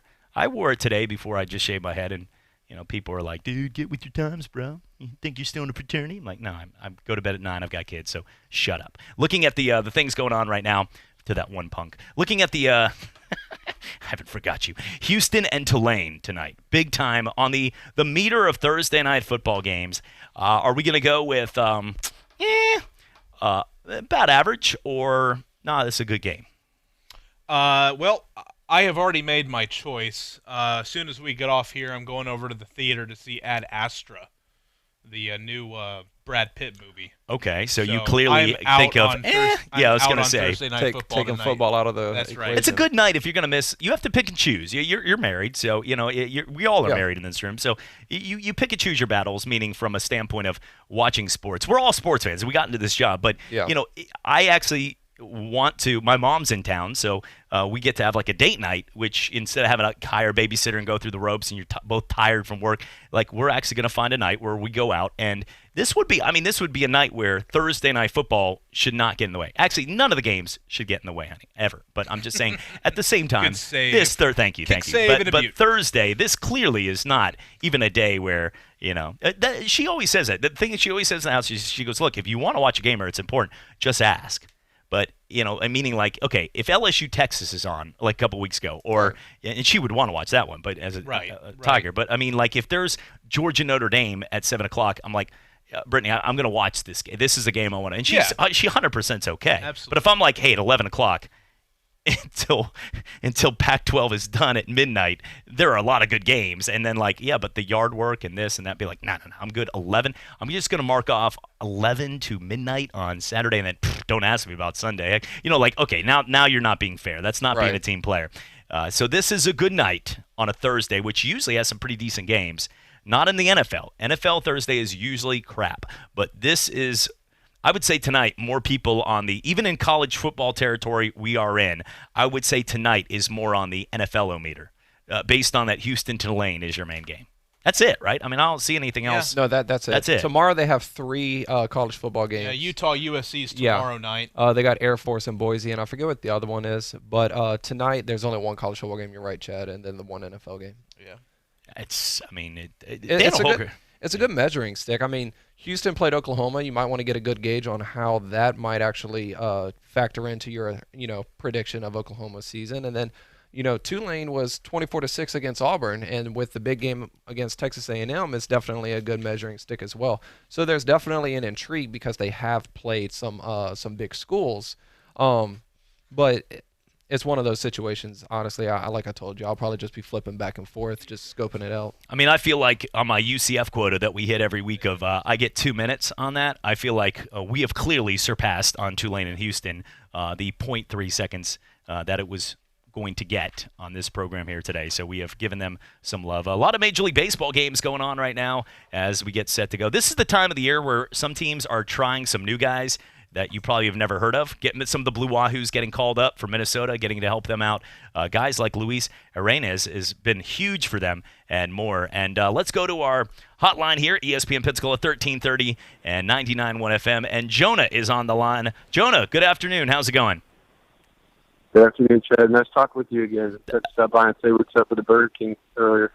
Yeah, absolutely. I remember, Jonah. It was nice to see you and your dog. What kind of dog was that, by the way? It was a Jack Russell. We got him from the Santa Rosa shelter. If anybody wants to get more animals, always go to the shelter. But I must say, you're a lot nicer than Jeff said you were. He's been running you down on the First K show. Listen, hey, I am. I try to always be genuine. I can be goofy, and some of the things I say can be outlandish and ridiculous. I know that. But at the same time, I'm always going to be the same person always, and I think same thing with my picks. The way I feel about games, about teams, about anything I'm saying, it's going to be. Hold on, I got a cough coming here. Skip Bayless. I'm always going to say what I believe and not just what people want to hear. It's all an act, Jonah. Well, since you said that, I want to make sure that I get a good question there. If I heard you correctly, did you say you were in a college fraternity? I was, yes. What were you in? I was at SAE. Where, at UWF? No, at UCF. We were kicked off campus. Don't judge. It wasn't me, but yes, we were eventually kicked off campus. But we had the perfect house right there. My roommate was the old kicker for the Detroit. Well, he's still kicking. Detroit Lions, longest kick, Matt Prater. Nice. Well, I got a question for you. Since you're a member of a college fraternity, do you think that Gardner Minshew's mustache is frat, or is it just creepy? It's got to be a binary thing, one or the other. What's your take? Jonah, I think his mustache in this one is one of those that it's good while he's okay. What I mean by that is, like, if he's even coming close, in this game it's a 1-point spread, so they're giving Jacksonville a shot. They've got a good defense at home to do it. Jalen Ramsey, if he wants to play, still a good athlete, but we'll see tonight. He is going to play. See if it's his last game. But while Gardner Minshew, so far, I think most people would say he's overachieved from what they expected when Nick Foles was out for the season. Like, there's a lot of teams like Dallas. I'm not Dallas. Sorry, Dallas fans. The New York Jets, who now when Sam Darnold got mono, I mean, it was bad. It was bad with Simeon. Then Simeon goes out and it's got worse. For Jacksonville, Minshew's doing okay. So as long as he's okay, the mustache and the Miami Vice look is okay with the Hawaiian shirt and the coming off the planes. But the second that he starts to stink, that mustache is going to start to stink as well. All right, so if he's winning, you give him a bid. If he's losing, no bid. Exactly. Same thing with Ryan Fitzpatrick last year. Think about it. When Fitzpatrick was going with Fitzmagic in Tampa and he looked like Conor McGregor, did you see those interviews when he was looking like Conor McGregor? I did. It was beautiful. It was cool. Yeah, Exactly. It was beautiful. Do you think it would be beautiful if he did those same interviews looking like that after 40-point losses for Miami? No, then you start looking crazy. Looking creepy. Whenever he was winning. Exactly. When you're winning, you look cool. Tiger Woods, when he's winning, it's cool to be hanging out, using your best clubs after midnight. When he's doing horrible, now he has to go to classes for it. You see what I'm saying?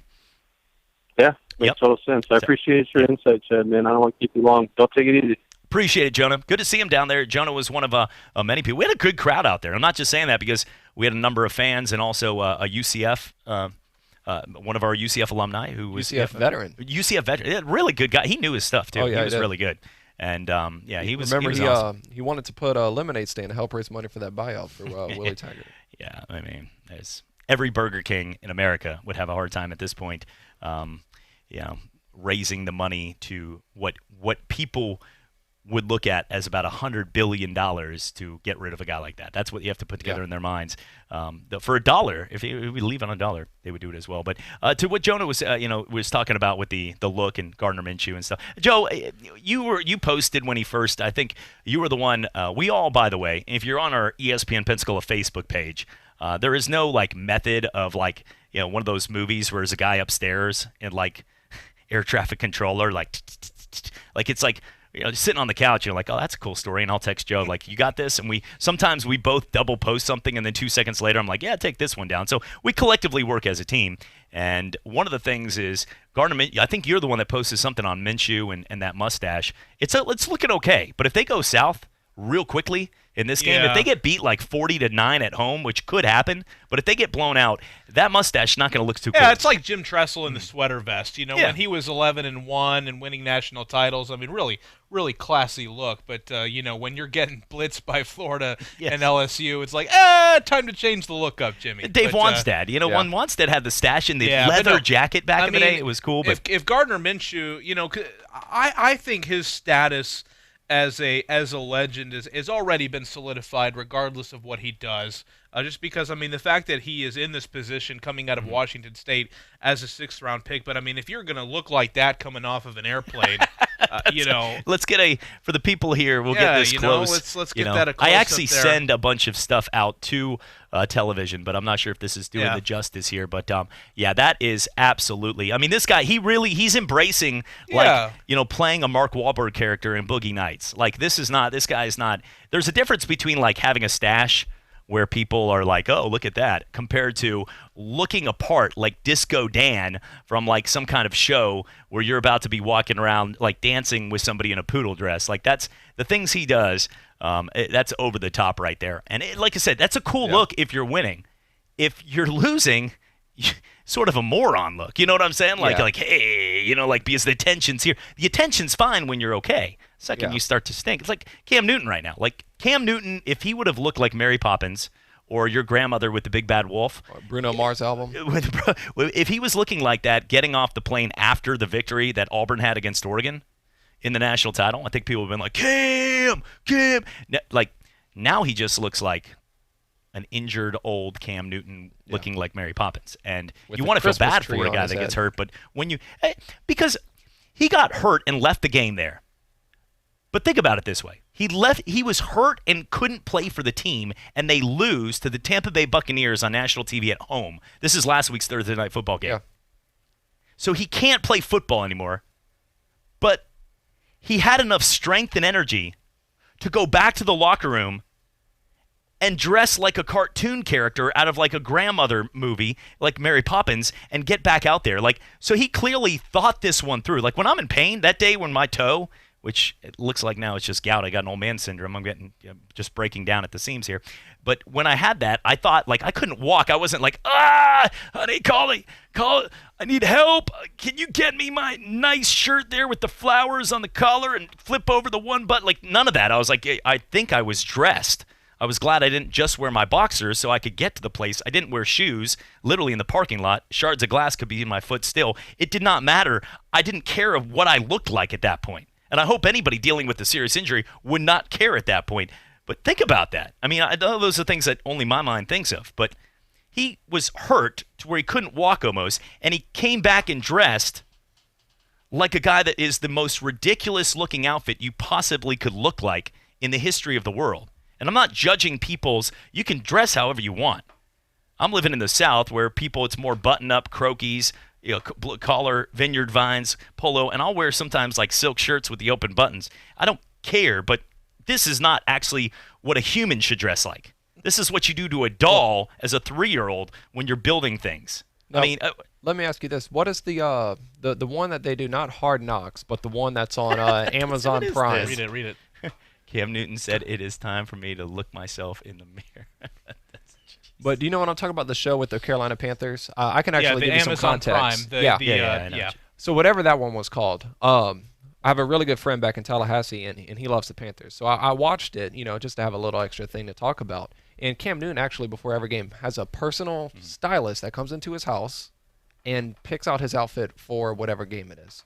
Now, whether that's your taste or not, just to give you some context as to why he looks the way he looks, he has the outfit picked before the game. he doesn't go shopping for Yeah. that. No, he literally has a guy, he flies him in, and he does little measurements and all that good stuff, and he's like, okay, this will be ready for you at your house before you leave, whatever the flight is. And they communicate that way. And that's how he gets his stuff. Cash it or smash it. Cam Newton would rather win a Super Bowl or be a co-host with RuPaul on a Project Runway. He'd probably rather win a Super Bowl, I would imagine. I would say Super Bowl. I'm going to go with Project Runway based on those photos right there. When we come back, we're going to get to more on the Thursday night football game and have some fun getting into all the big stories and more around the NFL. Eli Manning, is it time at this point to put him into the Hall of Fame? He's given me some nightmares in games, and I don't want to talk about David Tyree. But overall, is his career worth the Hall of Fame? And Big Ben, injured for the season at 37 years old, should he come back and play football after we saw the start? And I'm just mentioning 33-3 loss to the Pats. Maybe. Just I wanted to get that in there. What you want, honey? Sausage and French toast. Shug, we don't have any of that here. Well, I guess I'm heading to see Janie at Harley-Davidson of Pensacola for their fancy French toast brunch. Can I come? Enjoy Janie's fabulous French toast at Harley-Davidson of Pensacola Saturday morning at 11. Harley's Angels will be serving free French toast, sausage, and coffee. Plus, check out the buzz of Harley-Davidson's new live wire electric motorcycle. 0 to 60 in 3 seconds. Harley-Davidson of Pensacola. Let's ride. Wednesday, Thursday, or Friday. How about we add Sunday to that list? It's the NFL Tailgate Show at World of Beer. Your plans just changed. Yes, they did. Live show, games, prizes, NFL legends. 500 bottles of beer on the wall. And you can try them all. And no wrong choices. Well, trying all 500 week one, that could be a bad choice. World of Beer. Beer as you have never experienced it before. Come on, bro. That was my tag. Your NFL party awaits you at World of Beer. World of Beer. Really? There's a lot going on right now, and broadcasters are on the ground covering all of it, bringing you the weather, the traffic, and breaking news, all while entertaining you 24 hours a day. Someone needs to tell you what's going on around the world and in our hometowns. And that someone is us. We are free radio. We are always there. We are broadcasters. Visit wearebroadcasters.com or text radio to 52886 to learn more. Furnished by NAB and this station. Here are the ESPN Pensacola 94.5 contest rules. You can win one prize per household per contest in any 30-day period, unless specified by individual contest rules. All prizes on ESPN Pensacola 94.5 are non-transferable, non-redeemable in cash, nor exchangeable for any other prize. ESPN Pensacola 94.5 prizes must be redeemed within a 30-day period of winning, and you must be 18 years of age or older to win. For a complete list of rules, visit ESPNpensacola.com. ESPN Radio is taking over ESPN News. You can now watch your favorite radio shows all in one place. From Golic and Wingo. Oh, yeah. To the Dan Levitard Show with Stugotz. All right, I'm available every day. Thanks. To the Stephen A. Smith Show. I just don't understand this guy. To the Will Kane Show. It's my job to tell the truth. From morning to night, the best of ESPN Radio is now available on ESPN News. Hear ye, hear ye. I bringeth thee a message from... a message from the king and his new trumpeter, Stephen. The king wishes me to convey his favor to thine team and thine tailgate. Not yet. He invites thee to let the Bud Light flow forth. And he also wishes me to tell thee that he toasts thee. Waiteth until the end, Stephen! With game day's favorite light lager and the slogan of his kingdom... Oh, Dilly Dilly. Enjoy responsibly. Bud Light Beer, AB, St. Louis, Missouri. Golic and Wingo. A different host from ESPN Radio from around the country is going to make their pick in our Survivor pool. This is Davis Allen from ESPN Pensacola, and my pick for the Golic and Wingo Survivor pool is Kansas City over the Jacksonville Jaguars. That might be the toughest game on the board week 1, and Pensacola is swinging with Hall of Famer Patrick Mahomes. 5 to 9 every weekday morning. ESPN Pensacola, 1330 AM, 99.1 FM. You're listening to Pensacola's local and ESPN sports station. Your favorite ESPN radio shows, plus high school and UWF Argo football. ESPN Pensacola 1330.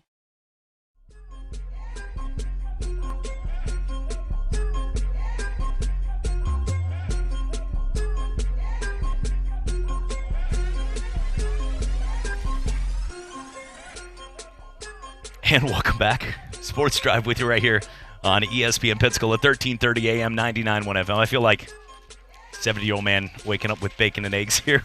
We're live here on TV, and the music was playing. I thought that was just like on the TV, and just over here scanning through the newspaper here.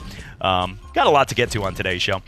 And looking at the matchup going on right now in this week in college football, Florida and Tennessee. It's not one that is getting national attention, as we talked about, outside of here in the SEC, based on that Tennessee is down. And Florida is a team where they're still proving themselves as a top 10 team to the nation, although they're there, and they're 3-0. So they got the win, big win with Kyle Trask. But, guys, do you feel like going forward, now that Felipe Franks is out for the season, and not you didn't have to watch the entire second half against Kentucky. I was watching it with the Northwest Florida Gator Club, Alan and all the good folks down there. But do you feel, Joe, that the Florida Gators are a better football team long-term? They're not at Georgia's level regardless in the SECs, but do you feel they're a long-term better football team gaining the confidence with Kyle Trask going forward? Probably. I mean, I would like to see, a couple of starts because not to say that it's easier, but it's just a different vibe when you come in for an injury or the starting quarterback's stinking it up and the backup is able to kind of take over and because there's no film on him, and we saw that week 1 in Jacksonville. Gardner Minshew was what, I think like 22-25. Yeah, so I mean, really nice, but came down to earth the second week, a full week as the starter, a defense is preparing for you. So, I don't necessarily think that he'll play bad on Saturday, but it's just a different dynamic. When you're preparing to be the starter, you have a full week of practice, the opposing defense is now preparing for you as the guy, and then just the ebbs and flows of the game. Going through the highs and lows, trying to stay as consistent as possible for 60 minutes as opposed to, just a few series when you're coming in and the defense doesn't really know anything about you. So I guess I would say, probably just because I didn't like Frank's consistency as a starter. But I'd like to see a couple of games, though, to know that for sure.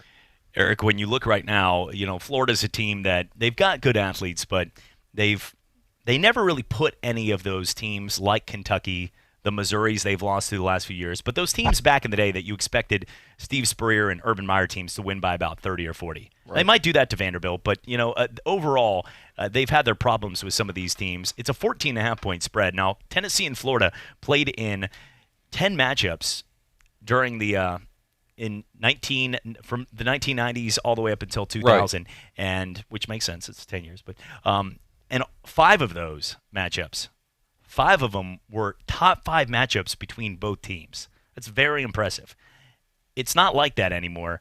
But do you see, from Tennessee's standpoint now, any chance that Tennessee will ever have a chance to get back? Because we saw USC a couple years ago, even though they're not back, we saw USC and the Trojans, even with Clay Helton, start to get in the top 10 in recruiting. They started to get near those bowl games that everybody wanted to see them in a Rose Bowl. Penn State's had their return to at least being in that mix. We saw Notre Dame, even though people were against them last year, they still went undefeated and got to a college football playoff.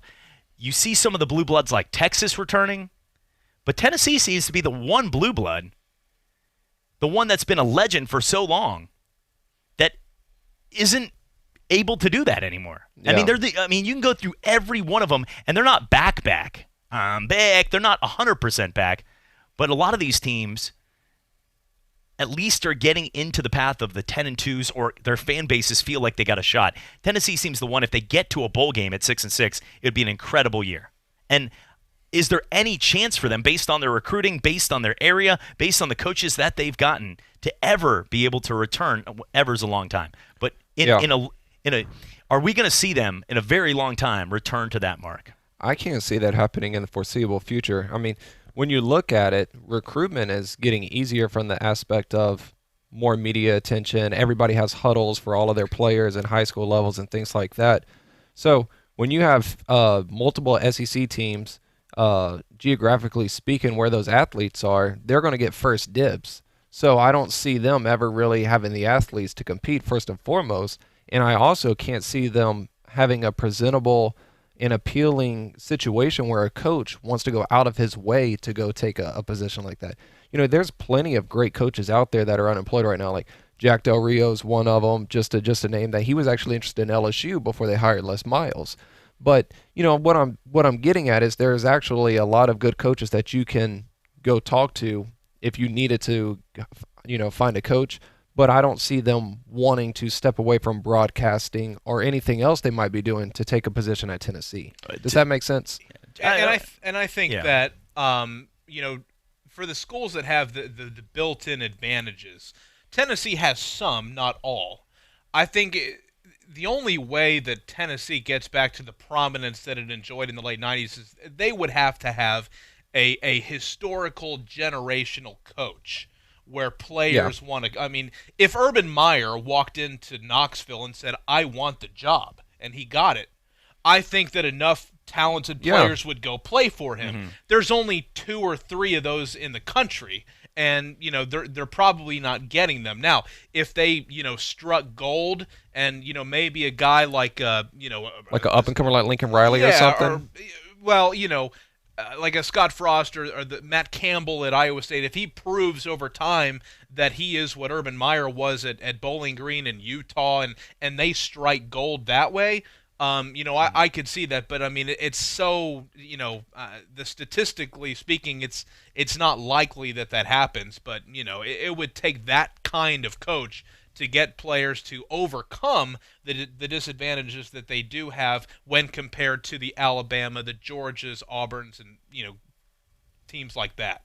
Yeah, and I think that's fair. I mean, it's never been a recruiting ground where people it's never been easy for them. They just always owned that area. Everybody wanted to be in orange and white in that area, and it doesn't feel that way anymore when you look at their teams. Perfect example, a guy from Tennessee that actually committed there was Jalen Hurd, who transferred over to Baylor. They converted him from a running back to a wide receiver. He goes third round of San Fran. So that was a Tennessee guy, and he didn't go there. You know, like he went there and then he transferred out. So you're not even keeping your in-state talent. So that's definitely concerning. And somebody made the decision or had the opinion that he was a better running back than Alvin Kamara, right? Weren't they in the same backfield? Yeah, that's actually part of the reason why he went to transfer. Yes. Jalen Hurd is 6'4", 230. I mean, he was definitely a different style than Kamara for sure. But that's part of the reason why he did go to Baylor, correct. And he was 5-star, 6.1 Rivals ranking guy. So he was the big deal. Yeah, he was. And I'm telling you, it's going to be tough for them. And this game, I mean, we're going to learn a lot about Kyle Trask because he can use this game because the fans are going to not look at this as Tennessee Martin. They're going to look at this as Tennessee. So they're going to be up. It's a rivalry. They're excited. And if they can go out there and beat up on a team that lost at home to Georgia State, then that's going to make them look pretty well. They're going to be all right.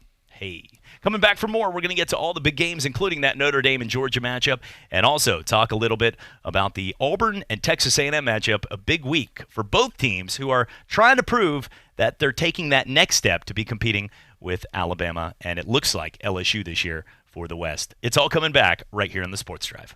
Welcome to Bold! Okay, hi, what are we doing today? I need something that screams something fun. Nothing too on the face, nothing too off the face, but also totally hot. So I have the perfect thing. It's the most food mullet. You're totally business in the front, but tailgate in the back. It's a fat party. People are having fun. Snap. All your friends are going to be like, whoa, awesome setup. Everyone else is going to be all jelly, okay? Just like a killer mullet, Moe's Catering will turn the back of your ride into a tailgate party that's sure to turn some heads. Just order ahead and pick it up on your way. Moe's Southwest Grill, now open in Pace on Highway 90 next to Publix grocery store. Bowling is a sport that will last you a lifetime, and at Cordova Lanes on Airport Boulevard, every night there is something exciting happening. Like on Tuesday and Thursday, it's penny a pin. Bowl 100, pay $1. Or how about starting your weekend off right by reserving a lane for just $25 at Moonlight Bowling. Enjoy a fresh-made pizza and the lowest pitcher prices in Pensacola. So what are you waiting for? It's time to roll your way into Cordova Lanes and experience fun like never before. Bob Tyler Toyota, creator of the 888 sale, knows you've been hit with inflation, so we're rolling back prices to just $555. This Saturday, you must be standing by the car of your choice at 9 a.m. when the prices are marked. Used cars will be sold as low as $555. All used cars will be discounted for maximum savings. Toyotas, Hondas, Fords, Chevys, Nissans, and more. Bob Tyler Toyota is overstocked with clean used cars due to record sales, and instead of sending them to auction, they're selling them direct to the public. Used cars sold at just $555. Saturday, 9 a.m. at Bob Tyler Toyota. ESPN Pensacola is now on 1330 AM and 99.1 FM. This means you can hear ESPN Pensacola better than ever before with the same great shows like Golick and Wingo, the Dan Levitar Show with Stugatz, and the Paul Feinbaum Show, plus live and local sports on the Sports Drive with Chad Brilliante, Talk Football with Coach K, and Sports Call with Davis and Justin. The same station, an improved signal, and a new name. ESPN Pensacola, 1330 FM 99.1. ESPN Radio is taking over ESPN News. You can now watch your favorite radio shows all in one place. From Golick and Wingo. Oh, yeah. To the Dan Levitar Show with Stugatz. All right, I'm available every day, thanks. To the Stephen A. Smith Show. I just don't understand this guy. To the Will Kane Show. It's my job to tell the truth. From morning to night, the best of ESPN Radio is now available on ESPN News. I'm Little Teapot, short and stout. Here is my handle and here is my spout. No, Dad, like this. When I get all steamed up, then I shout, tip me over and pour me out. This is WWE superstar Roman Reigns. It only takes a moment to make a moment. Take time to be a dad today. Visit fatherhood.gov, brought to you by the U.S. Department of Health and Human Services and the Ad Council. You're listening to Pensacola's local and ESPN sports station. Your favorite ESPN radio shows, plus high school and UWF Argo football. ESPN Pensacola 1330.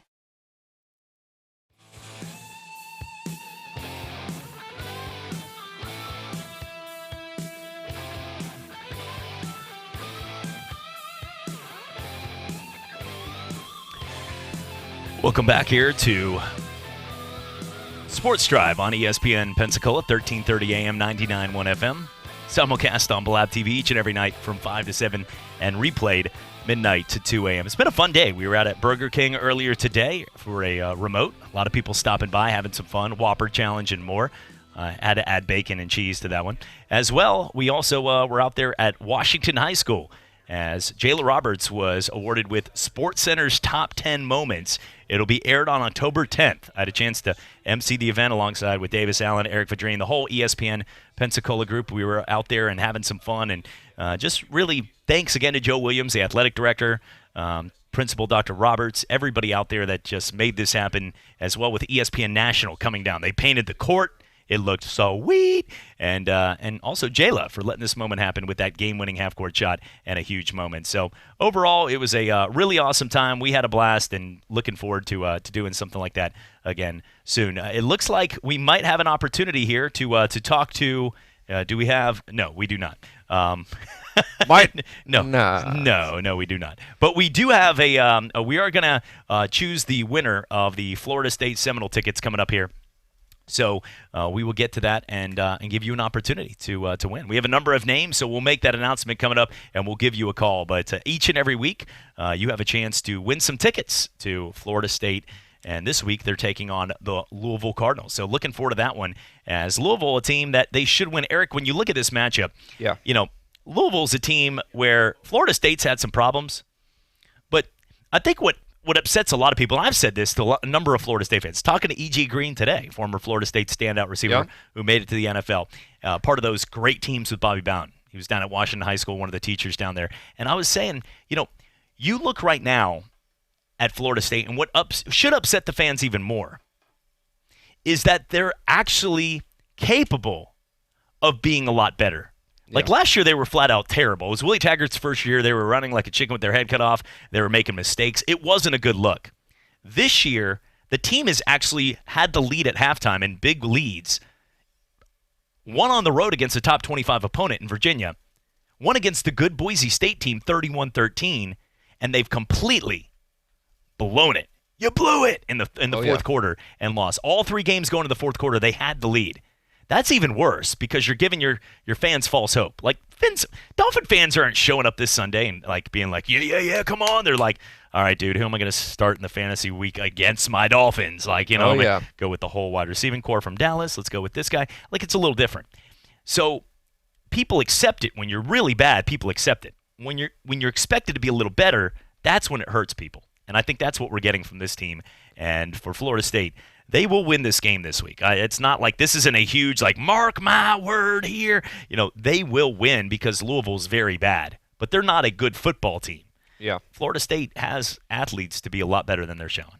Yeah, they definitely have a guy who's going to be playing on Sundays in Cam Akers at running back. Mm-hmm. And I'll be honest with you, to make things simple, if you can just give him the ball 25, 30 times, chances are you're going to have a lot shorter time to blow a second-half lead, that's for sure. My wife's coming in town. We're going to go to the beach then watch the Florida State game at 2:30. And I actually want to see it because this is one of the times that I should be able to see a victory. The only thing that I just have major concern with is just just more so my mindset is until you can prove it, then I can start putting a little bit more faith in that. And so far this whole season, and even going back to last season, I know it's a new, they got some new pieces there. Walt Bell's over at UMass. But I have to see them put it together in order for me to feel confident on any day that they play, whether it be, in Tallahassee. I don't care where they're playing. I just need to see it to have a little bit more confidence in saying that they will win the game, like you said. I have to see it first before I can say it with confidence, okay, this is how we're going to do it. And that's why I have to watch it. I want to make sure we're going to be able to put it together, and I just have no confidence Eric, in it right based now. on that, too, I'm just letting you guys know that I made that call, the ref that jumps in like a Dick Pavetta with the charge call when it clearly was a block in the lane. I made that call with confidence to make it sound really good. They will get this win, and everybody applauds with the thumb up and the politician clap. Yeah. But clearly, I have no clue what Florida State's going to do in a big moment. They could lose this game on, You see what I'm saying? That's what I'm saying. That's why you have to see it first. Yes. I made a confident pick. I'm just trying to be realistic about the situation. I'm not trying to put you down on that one. Are you kidding me? If I'm in Vegas and somebody's like, hey, dude, I remember that confident play you had, bro, on Florida State. -5, let's put everything and be like, no. Exactly. Let's go. You want to go play roulette and put it on red? I said, that's what we're playing with here. Yeah. So, no, they should make garnet a roulette color. Garnet and gold, just spin the wheel and see where it lands right there. It'd be the same color as green, wherever you land / hope it lands on green. You just can't say anything confidently about this group this year, and that's why you just have to watch the game and see what happens. I'm not going to guarantee anything with these guys until I see it, but I can guarantee you this. Cam Akers is going to play on Sunday, and you need to give him 25 to 30 touches, and I think that would probably be the best bet for Willie Taggart to make. And make sure that they're hydrated and well prepared. Would that be a good analogy, by the way? You guys have played roulette before? Have you know the semantics of the wheel? Confidence on Florida State football is like putting your money in confidence on green. Fair? I think that's fair. I think that's about accurate right there. Fair. Like you just sit there and you're like, at 30 spots, it might hit this wheel right there. You know, like I only put $5, but I just. You have a better chance of what? Like yeah. Was it Price is Right? Winning the car? Yeah. You have a better chance of winning the car than guessing the accurate score of this game. Make sure to get your pet spayed and neutered too, as Bob Barker would always say. No, it's true. It's not the same with Drew Carey. We're coming back for more right here on the Sports Drive. Jackson Pace Pharmacy has exciting news for ED patients. Viagra 100 milligram generic is finally here. Get it today. 30 tablets for $80, less than $3 a pill. You heard right. Viagra 100 milligram generic is less than $3 a tablet. A prescription from your doctor is required, so stop by Jackson Pace Pharmacy and cash in on the savings today. 2256 West 9 Mile Road in Pensacola. Hello, sports fans. Miles Bentley here, General Manager at Hill Kelly Dodge Chrysler Jeep Ram in Pensacola. Growing up, I always loved sports. Nothing but net, out of the park, through the uprights. Sink the puck Bentley, that was me. But my love of the game couldn't beat my love for Pensacola and helping folks get on the road of dreams in a new Dodge Chrysler Jeep Ram. Sure, I never went to the big leagues in sport, but we're all pro here at Hill Kelly Dodge Chrysler Jeep Ram. Proud to be in Pensacola. There's a lot going on right now, and broadcasters are on the ground covering all of it, bringing you the weather, the traffic, and breaking news, all while entertaining you 24 hours a day.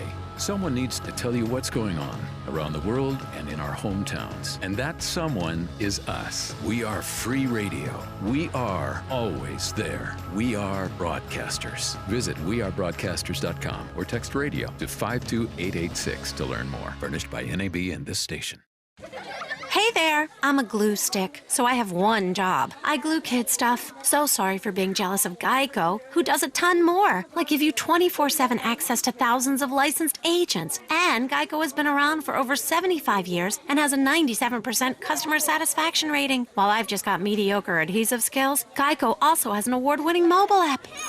Uh-oh, arts and crafts time.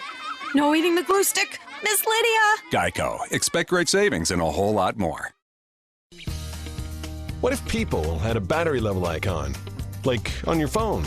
You'd see a lot of us in need of a recharge. Thank goodness there's 5-Hour Energy.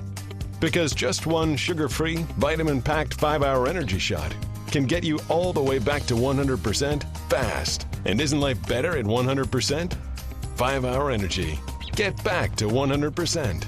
For more information, visit 5hourenergy.com.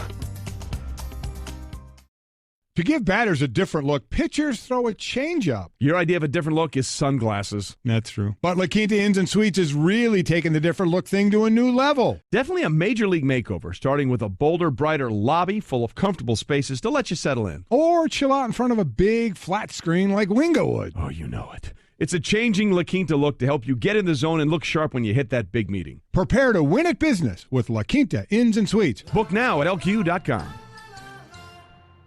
Talk football every day with Pensacola's own Coach K. The key on offense is going to be whether Franks can come back and duplicate what he did in the last 4 games. Every weekday, noon till 1 on ESPN Pensacola, 1330 FM 99.1. ESPN Pensacola is your home to UWF Argos football. Catch every game, home or away, on Pensacola's home for local sports. ESPN Pensacola 1330 FM 99.1. You're listening to Pensacola's local and ESPN sports station. Your favorite ESPN radio shows, plus high school and UWF Argo football. ESPN Pensacola 1330.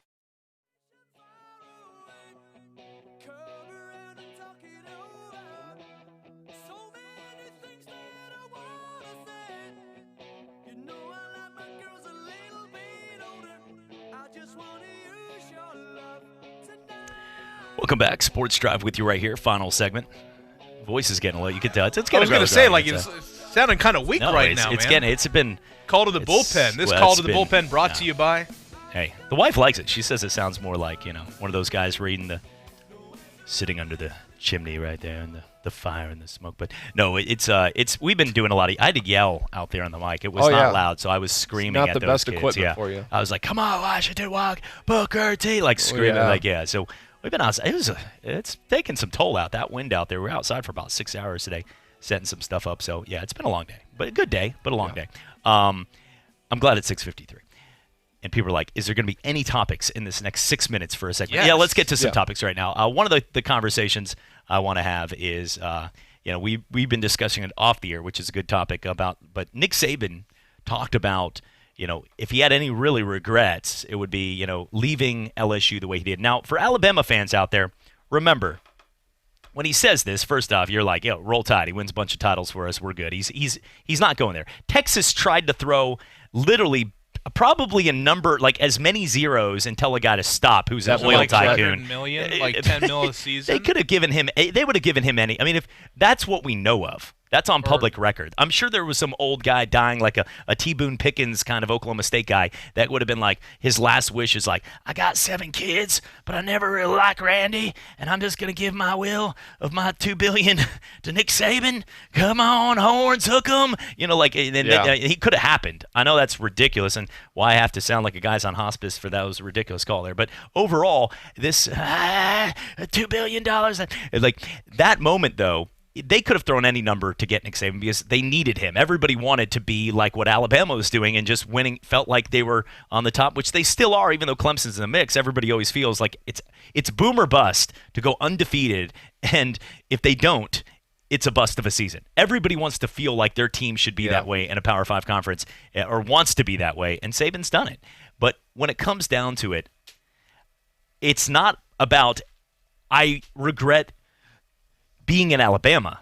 It's that he made the jump, remember, and went to Miami, that's what he is saying. So Fins fans, to pile it on more in a time when you don't need any more crap thrown your way, Nick Saban is indirectly saying, I regret going to South Beach to be at Miami. I mean, that's what he's saying by saying this comment. It's not Alabama. Part of it, too, was because he straight up told the GM at the time, I wanted Drew Brees, and he overrid his decision and got Dante Culpepper. Yes, it is. Well, that's probably going to be your first sign that you don't have the power that you're used to having at the collegiate level, because everybody knows whatever you says goes when your name is Nick Saban at the college level. So whenever you get there and you're all excited with the number 2 pick, Ronnie Brown, and then you don't even get your quarterback, which is the most important position at the NFL level, I can see how you could be a little upset. Yeah, and Joe, that's what he brought up, though. I did a show on moments that changed the course of history. Like, if Drew Bledsoe doesn't get crushed by Mo Lewis and get hurt, would Tom Brady wouldn't have had a chance to come in that year as a backup, lead them to a championship, the Tuck rule, everything that happened. But if Bledsoe doesn't get hurt, Brady as a 6th rounder is not just going to be like, guys, put me in. It'd have been like, you didn't even start in college half the time. He got that opportunity, those what-if moments that changed the course of history. Now, same thing to this story. If Nick Saban gets Drew Brees, the course completely changes for Alabama, who is going through DeBose and Franchiones and Shula's and Mike Price using the paycheck and ones, and that didn't work out, obviously. The price was wrong for him. And then the same thing with New Orleans. The Saints wouldn't have had Drew Brees and would have been with Aaron Brooks and might be Brown bagging it still. Yeah, they'd still be the Aints. So, I mean, this one play of a doctor, a team physician, overruling what Nick Saban wanted and not passing Brees' physical with that shoulder when he was leaving the San Diego Chargers at that time, because Phillip Rivers, that was his job. Brees comes over, and if he's a Dolphin, it could have been completely different, and Dolphin fans might not be plus 23 today. Yeah, and the other thing, I mean, going back to the college game, I mean, I shudder to think what LSU would look like if Saban never left. Oh, yeah. I mean, Alabama is dominant, and they are the most dominant force the college game has seen in a long time. But LSU, with Nick Saban never leaving? We need to continue this tomorrow for sure, because there's a lot of good information here. But, I think already LSU fans are starting to get ticked off by this conversation. But to your point, Joe, it's really impressive because he has to compete with another top-level school like Auburn in the state for recruitment. When you go to LSU... and what Hugh Freeze was pulling at Ole Miss. So, you add fire to it. Yeah, you're right. But whenever you look at LSU, yeah, they might have Tulane playing over here tonight against Houston, but really there's no in-state rival for those types of recruits, just like there is with Alabama over there in Auburn. Well, it is time to announce the winner from our Florida State giveaway. Let's go. Let's make this happen. So Charles Ridings. That's our winner for this week. Thank you for that. Yeah, I mean, hey, they need to do it. I was at the end of the Virginia game, and I saw none of that. They were all just like hands crossed. So Charles Ridings is our winner on this week's Sports Drive giveaway for the Florida State tickets. So, Charles, congratulations to you, sir. Round of applause for you. Now, if you've already called in, we do have one more opportunity to win tickets. Be listening tomorrow. Talk Football with Coach K, noon to 1. We'll have one more giveaway there, so you can pick up those tickets tomorrow here at the station. So, congratulations, Charles. All right. Thank you very much. You really scared me. Joe pulled like a Goodfellas on that. He was trying to tell me to turn my mic off because he wanted to tell I need to announce the winners, but he turned off. He gave me like that. I was like, reminded me of what Joe Pesci did in those movies. I was like, Pink Cadillac. I'm sorry. Joe, I'm glad we're still friends after that conversation. Guys, I appreciate it. Eric, for Joe, for all of us here. Thank you for listening and watching here on ESPN Pensacola and on Blab TV. Have a great rest of your night, and God bless. Football season has arrived.